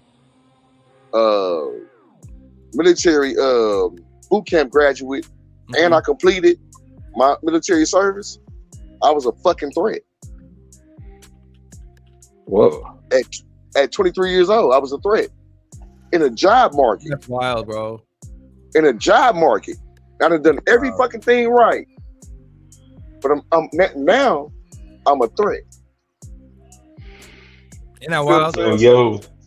We don't sleep, Norseman. Who was that? Thiel? Who was Norseman? Yo. What's up, DJ Sean? Jazzy? No, I just can't. I just had to pop up real quick. What's up? I just had to pop up and say 1970 right here. What? Nice. Yes, sir. How many tracksuits you got, bro? Oh, No. I'm fucking with you, man. What's up, OG? No. What's up? No, that's funny that Nerdy asked that question because here's the funny part. We talking about graduation or birth? No. I've got reminiscences from Adidas tracksuits from my DJing days still around. Man, I bet you do, bro. I bet you got some classics as well. Mama said I'm not that far from you. When you go to like Korea, I came to America on July the 4th, 1976. I was 4 years old. Went straight to kindergarten. Bro. I have memories of those sliding paper doors because we used to live in the country outside of Seoul. Yeah. I used to catch frogs, as a little child. And before we left for America, we had these paper sliding doors that we used to live to, like in those Japanese Korean movies. Yeah. So I'm that fucking old. That's dope. No, but what's dope about that? What's dope about that is while you were catching frogs, I was catching crawdads or crayfish and by where my dad was in the military in little creeks by the house. Nice. Same thing. I did. That's what I did too. I did that when I came to America. Caught some crawdads. So you say you graduated in 1970? No, I immigrated. I immigrated in 1976. I was born in 1970. Graduated high school in 1988. Gotcha. I was born in 68 and graduated in 86. So. Oh, Bishop, you are the bishop. Yeah. You are. Damn, you are the bishop and the rook, and damn, you look young though. You look young. Black don't crack. Black don't crack. All right. That boy. Isn't it wild? One of my black buddies who's 60 looks like he's younger than me, dude. It's not fair. Bro, isn't it wild how we all grew up in a time where it was cool to just fuck with each other, and now we grew up in a time where everyone's so fucking sensitive. So crazy, bro. It's they bitches. Yeah. My bad. Bro. Bitches, bro. Straight bitches, man. Yeah. Bitches, bro. It's wild. Hey, let me chime in real quick. I wanted to say shout out to Bishop because I was working on Sunday for coffee time, and Bishop was on and he was saying this thing and he was talking about everything he was talking about, and I was like, whoa, this is a guy I vibe with because and we talk about how it seems like there's so many people out there that deal with what we do, but when you get into it, it's not a lot of people. And Bishop, where you live now, I think you're kind of close to where my brother's at. And I just appreciate everything you had to say and your complete perspective.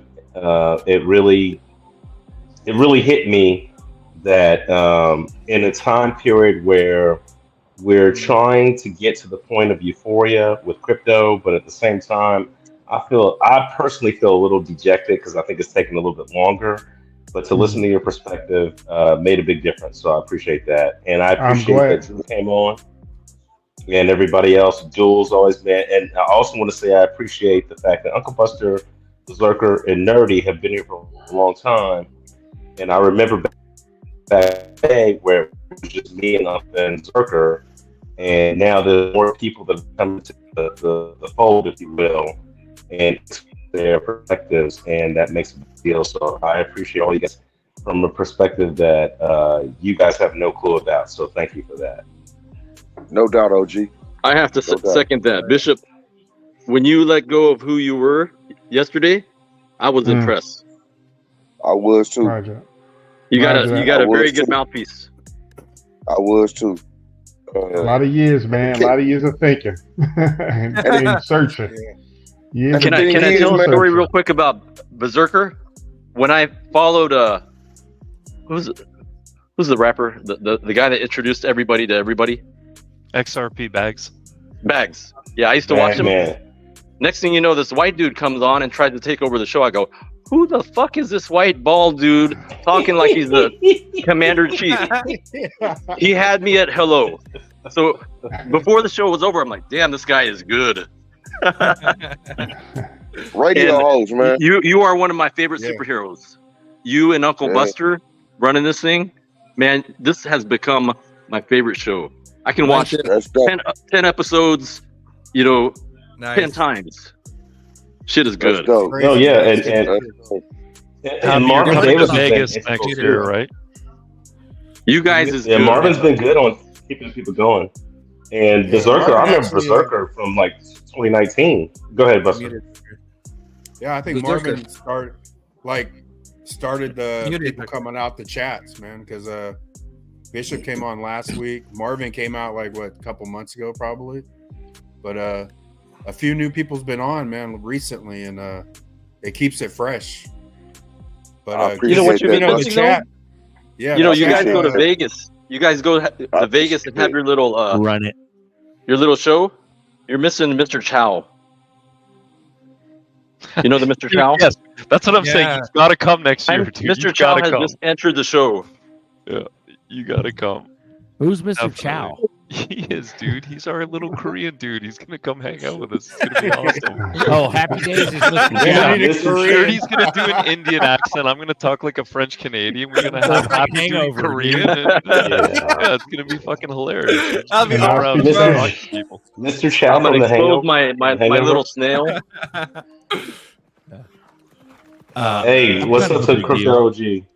I remember when comedy used to be funny. My neighbor. What's up, OG? What's up, OG? Bro, I remember when comedy used to be funny because it used to make fun of hello people, like stereotypes and shit. The funniest fucking shit ever. Oh yeah. now everyone is so scared. It's like, why, bro? It's just comedy.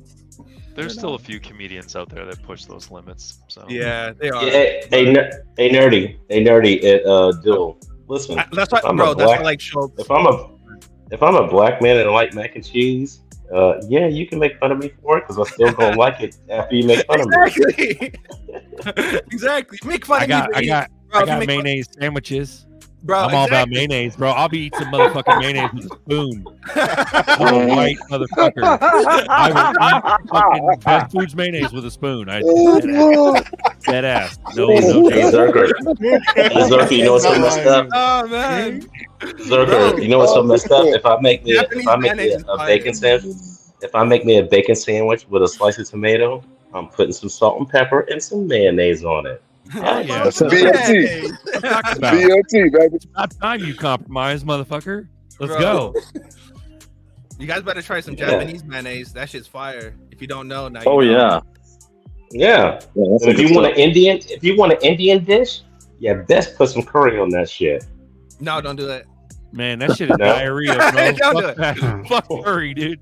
No, I'm so white. I like curry food. Oh, I love curry. I love Indian food. Indian food. I love curry. I don't trust it, bro. It's slop. Tandoori chicken. To me, that shit is slop. It's good. Chicken jalfrezi. Oh, missing out, Zerk. You're missing out, Zerk. I know, bro. It's different. So, like, for me, like, there's different people who cook different ways. Like, for example, like Caribbean people cook curry too, but their food is different. Different parts of India is different. Where I'm from, Japanese have curry too. Yeah, so Japanese, and we all have curries in our thing, but me being an islander, my curry is more Caribbean, so mine is more aligned with like Jamaican curry. Ooh, yeah. So I don't put. All I know is I literally don't put hungry. Is what we don't put.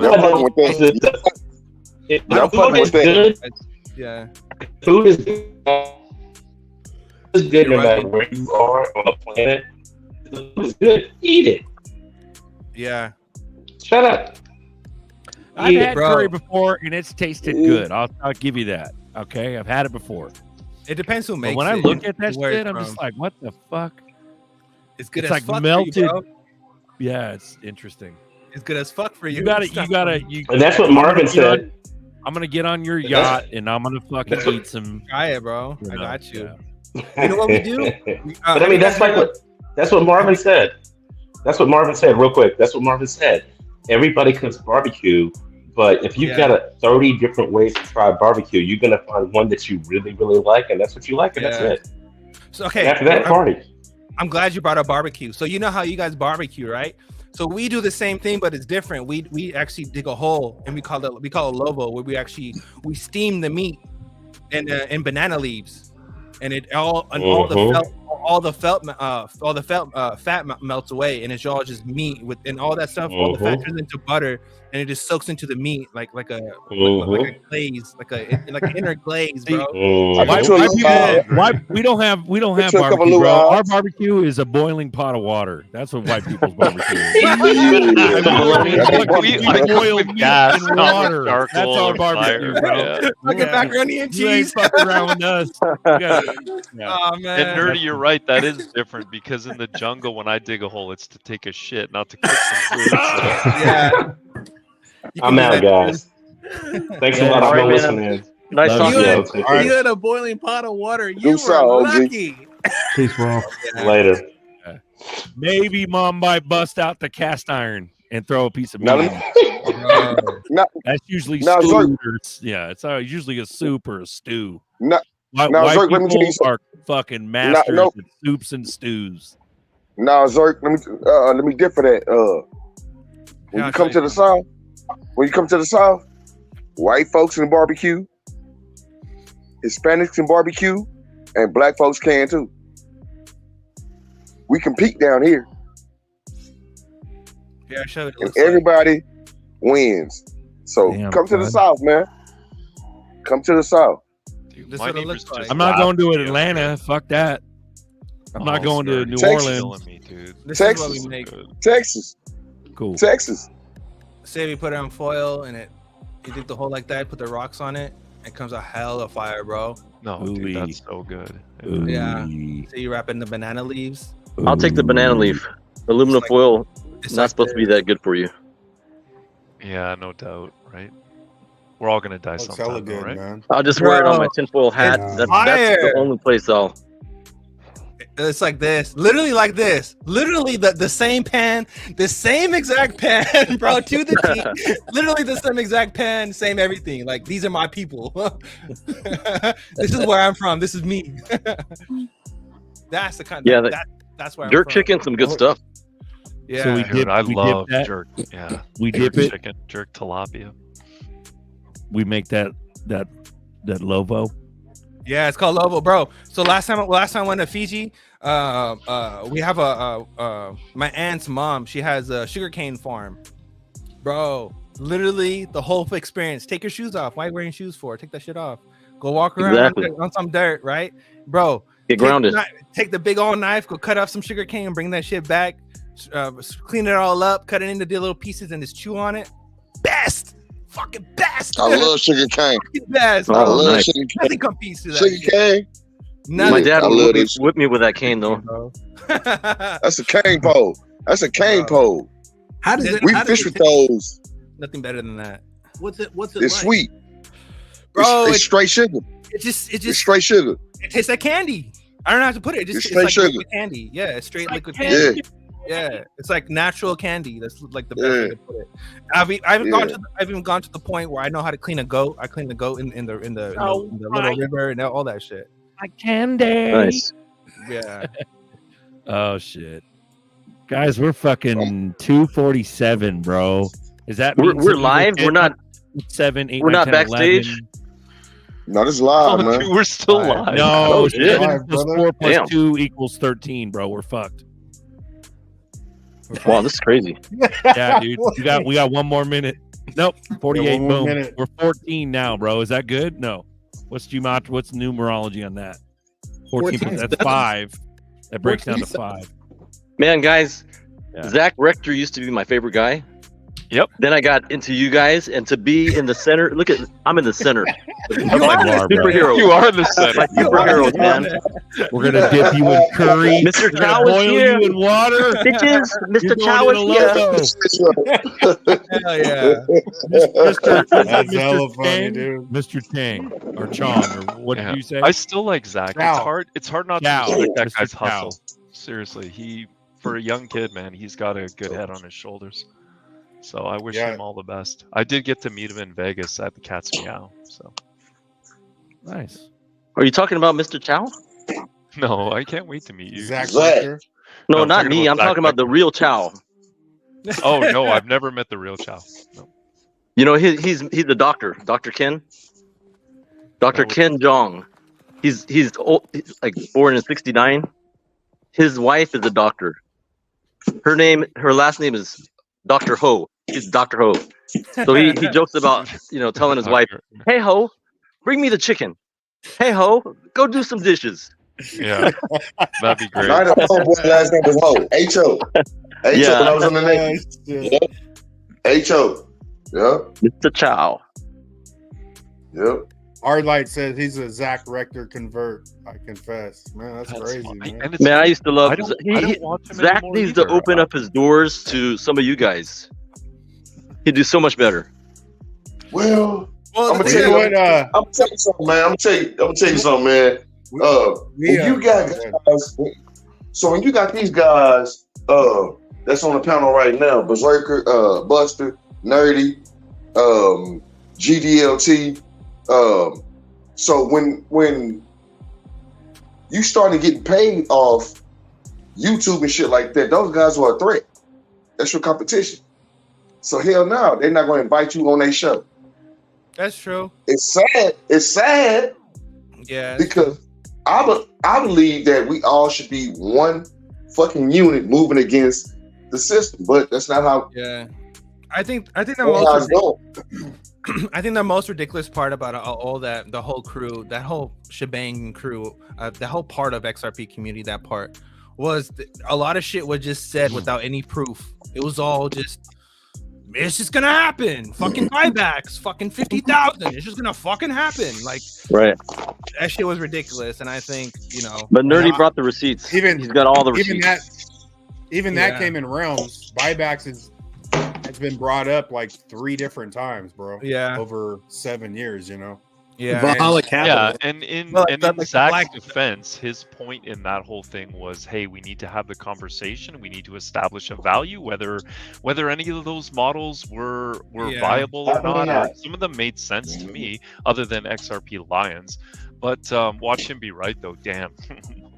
Anyway, so I mean, god dang, if it goes to $1 million, man, dude, that's gonna be so. I think like the biggest thing about all of this stuff is people don't understand that it's just computer protocols, and they think it's some fucking godly fucking solution when it's not. It's just literally messages. Yeah, like I can't get on board with the whole thing that the XRPL is God's money. It's divinely inspired and given to us by God to say, like, I can't get on board with that. It's just not. It's not backed in biblical reality. So no, not at all. Yeah. So something that's going to bring it into dystopia. It's not something that's holy. I think there's something to that, though. I think we are chosen. I think there was some fucking reason why we were allowed to wake up on a psychological and a physiological or whatever the fuckological way. We fucking woke up because I've tried to fucking cram this shit down people's throats throughout the years, and it ain't taken. And also, too, like on the coffee time, when we like, you want to emulate like the XR, because we have people, some people want details on XRP, but I think we went more natural. Try to stick to who you are and let XRP be a topic, but not the main topic. And that's not, it's an XRP channel, but it's not necessarily just XRP. And we stuck to that shit, bro. Because especially once we went off articles, like we used to have a couple articles ready. And then we're like, you know what? Fuck the articles, bro. Let's go live. Go live and let's go. That important. Someone brings up the fucking news, the sauce right away. Whatever something and then that day, somebody props it up. People come on, will bring up the articles. They, or people in the chat talk about this. Yeah. The crazy shit. It's worked out. The crazy shit is, think about the folks that did listen to you and how bullish they are on this new asset class, because that's what folks forget. This is a fucking new asset class, man. It is. But even it's a whole new class that nobody has ever seen, ever witnessed. We don't know what it's gonna do. We just know we're in position to take advantage of it. Bro, right? not only that, no one in this whole space has ever experienced a utility run. Nobody. No, exactly. Nobody, man. Nobody has ever experienced. That's what I mean. Run. And utility runs are way different from pumps. Completely like I told you guys, none of my family will buy this. None of my fraternity brothers will buy it. None of my ex-colleagues that have money, that I work with that now have money, they won't touch it. But yesterday, I had to go back to this big ass church that we went to. They must have they got 3 services, right? My wife forgot her little drink container. So I was sent back there to go find it.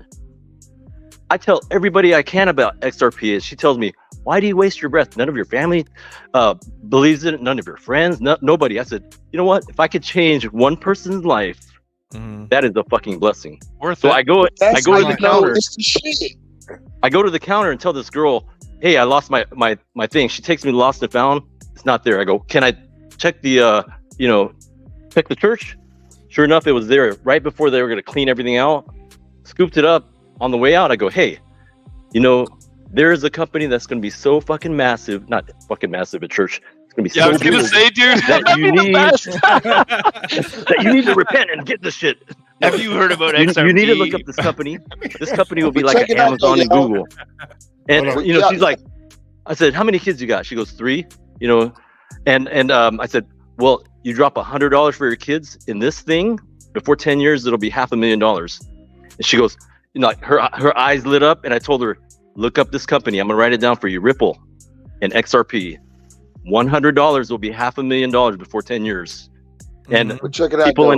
People in asset management and finance are saying what I've been saying since 2019 about this company. Her eyes lit up like I just gave her $10,000. Yeah, man. Yep. Yeah, we're gonna. So it's not meant for everybody, but if I can find somebody and nudge them the right way, that thirsty horse that you smell the water. If you like it, you drink it. If you don't, trot away. Somebody who's still dreaming, that has hope, that thinks because if they put in $100, it's not going to bankrupt them. I always just tell them, just don't invest more than you're willing to lose or any money that you need for the next couple of years. Man, invest it all. Fuck that, invest it all. Well, see, I did it as much as you can, as fast as you can. Right? Can't say that. Shit, what is it doing? Here. Let me show you guys something, and it's gonna blow your fucking mind. You guys ready? Shit. Yeah. I'm about to blow your fucking mind. This is from. This is 3 hours. Let's do it. This is from McKinsey and Company. I'm pretty sure you guys know who that is. Industry outlook: base case estimated potential value of tokenized assets by 2030, nearly $2 trillion. $2 trillion. It's gonna go faster than that. You understand? 2030. Okay. We're in 2024. This is 6 years away. We're at the ending of 2024, going to 2025. This is 5 years away. 2 trillion. But 2 trillion would generate huge market caps. Like when 2018, when we went we didn't even go to a trillion. It was like 900 billion, 800 billion on that bull cycle. Goldman Sachs did a study. It was $6 billion generated. $6 billion generated a $350 billion market cap off of $6 billion of new money. So the people that think, I mean, what is that? That's like a 60x. So literally on that same crazy standard, 2 trillion would be $120 trillion market cap. But a lot of people think it's money in, money out. It might go there in a utility run, but the market caps are going to go fucking astronomical. Bro, once money I just hope flowing. UBX and XR Doge come back.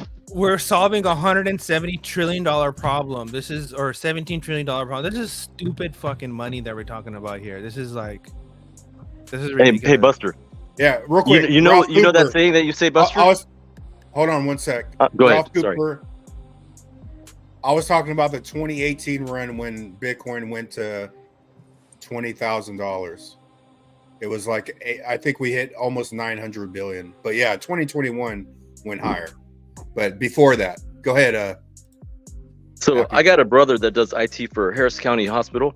He makes a lot of money. He's got 6 figures in his bank that's about to go to zero, if you know what I mean. what you said about market cap has to be well, that means Bitcoin runs everything. What you said was exactly what came out of his mouth like 3 years ago. Yeah. You say exactly what he said. They don't get it, man. Because market cap has nothing to do with what the future of XRP value is. Yep. Because I was arguing Bitcoiners like 6 years ago, and that's all they would say. You know what the market cap would have to be? It's like, shut up, bro. That's my brother, man. Like, exactly. Y'all know the cold part about all of it? The cold part about all of it is not giving a fuck about what nobody else say, because you know what you're doing. At the end of the fucking day, take care of your shit.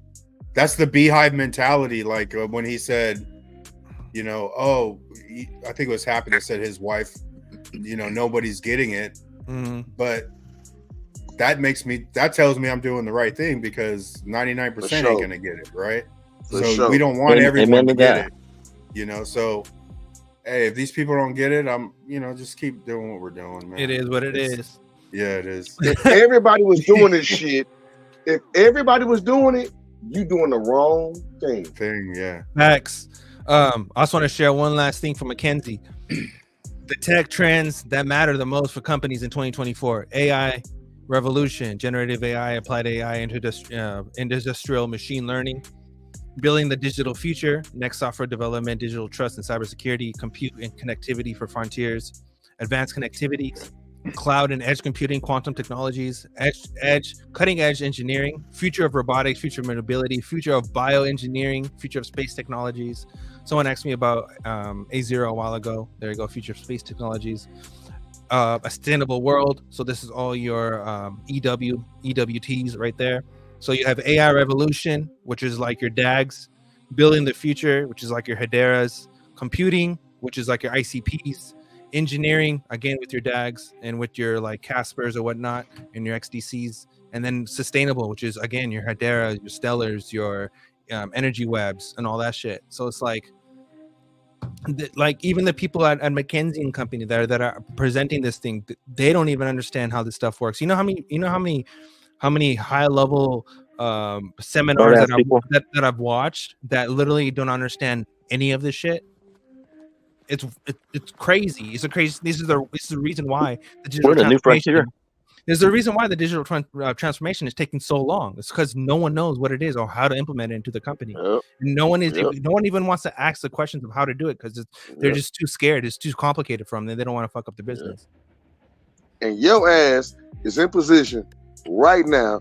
You are the fucking rails. Sit the fuck down. Shut the fuck up. Do the exact opposite of what Rob Paul just said. He said, "For real, bro. For real." I think he's a shill. He knows what he's. Your shit. He's trying to steer people away from XRP. Listen. It's a reason. Elon Musk, Rob Paul, Mark Cuban, they can talk about Dogecoin and SHIB, right? Mm-hmm. SHIB Inu. It's a reason they can't fucking talk about XRP. That's right. Exactly. XLM, 100%. XDC. It's a reason.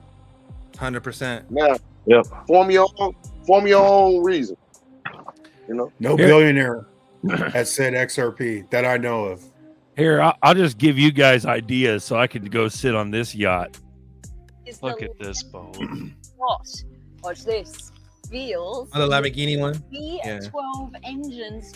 That's got Nerdy X on it. Horsepower each, combined 4,000 horsepower. Right here, this is what you want to see. 3 carbon fiber. Look at the seat belts in these Lamborghini seats. 1, 2, 3. Now over here, you have a Lamborghini steering wheel, so it actually feels like you're in a supercar. It's got the switch too, Nerdy. Yeah. Damn, I can smell the barbecue. What are we eating? And then over here, is Lamborghini. Boiled water. That's what we're eating. 2. Now, come down. Macaroni cheese. You gotta be in Florida for this boat. Yeah, dude, you're too tall for this boat. You're gonna be hunched over. Your head would be on the ceiling. A carbon fiber toilet. Where have you ever seen that before? Now, through here, Oh, I gotta get one of those. your second bedroom or your lounge. It's probably never cold. And you've got all That's a light ass toilet. compartments. Hey, that's an important one. Look at this thing. That is sexy. 250 million.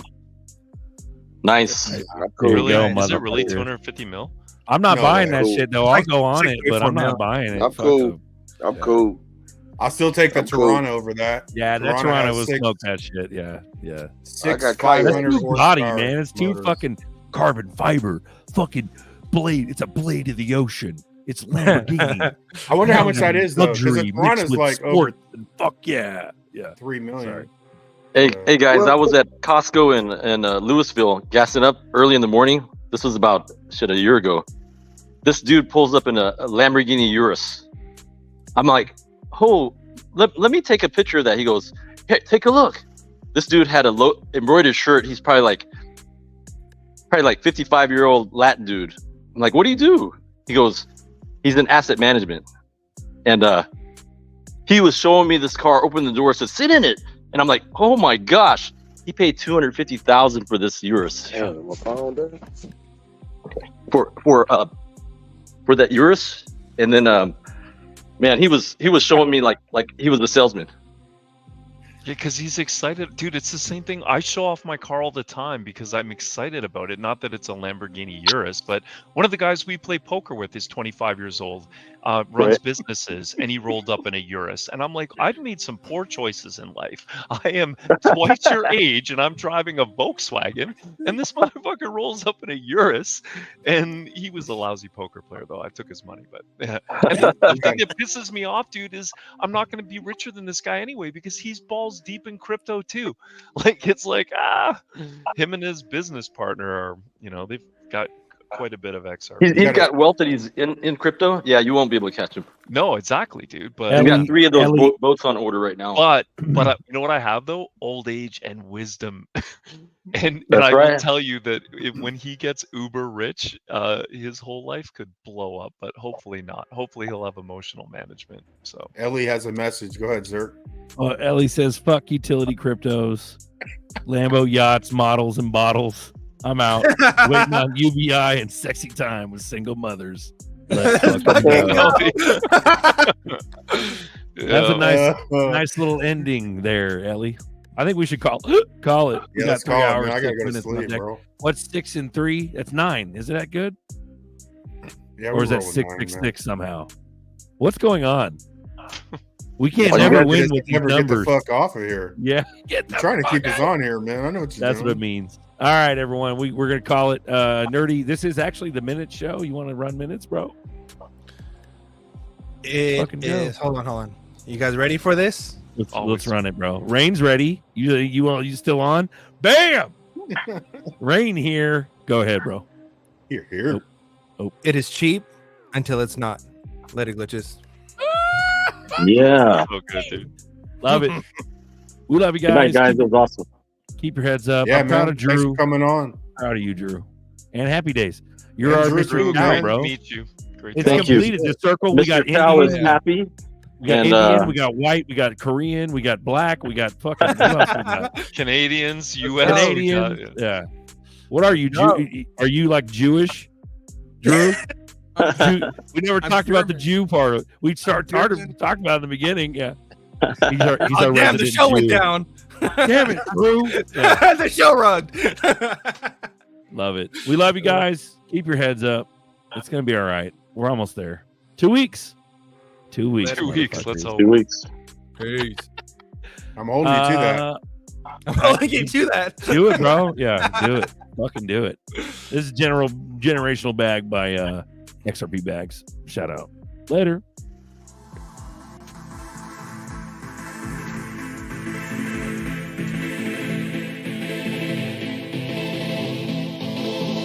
Opportunity of a lifetime, better seize it. Been getting to these bags all bear season. Eating big bull season. Rise of the phoenix. 5% on me, they gon' call us genius. Busters want your bags in, why they so mad? Your ass fell asleep like a quick nap. I told you wake your ass up, better get that. Generational wealth, yeah, we got that. I'm holding those generational, generating big bags. Hyper motion lottery, hope you got to that bag. Bag, I be stuffing those bags. That's my generational big bag. Started at the bottom, rose up to the top. We changed the landscape, are you ready to rock? Back man, back fam, and the party don't stop. We went from working jobs, now we calling the shots. Mothership 589 and we bout to lift off. Gotta scoop more fam before we take off. Your back stacked up cause you feeling the pop. 3, 2, 1, 1, 2, 3, are you ready, moonshot? I'm holding those generational, generating big bags. Hyper motion lottery, hope you got to that bag. I be stuffing those bags. That's my generational big bag. And we don't like that, bitch, you missed the party. Sipping on some moon juice mixed with Bacardi. And normally I don't drink, but I'm with the army. And I got so drunk, damn, they left a bag. And my spaceship almost ran into gas, oh no. Autopilot feel like we in slow-mo, but we really going super turbo. Super, super, super. I'm holding those generational, generating big bags. Hyper motion lottery, hope you got to that bag. I be stuffing those bags. That's my generational big bag.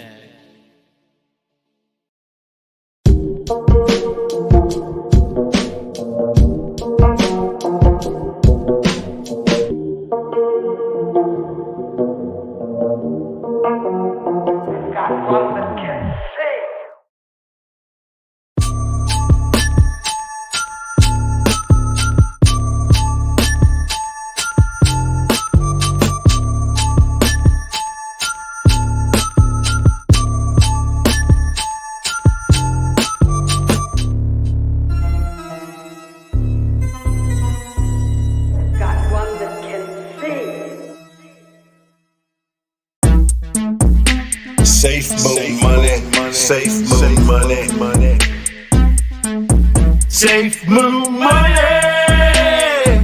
It's not funny, it's safe move money, safe move money. Got to get me that safe move money, safe move money, safe move money.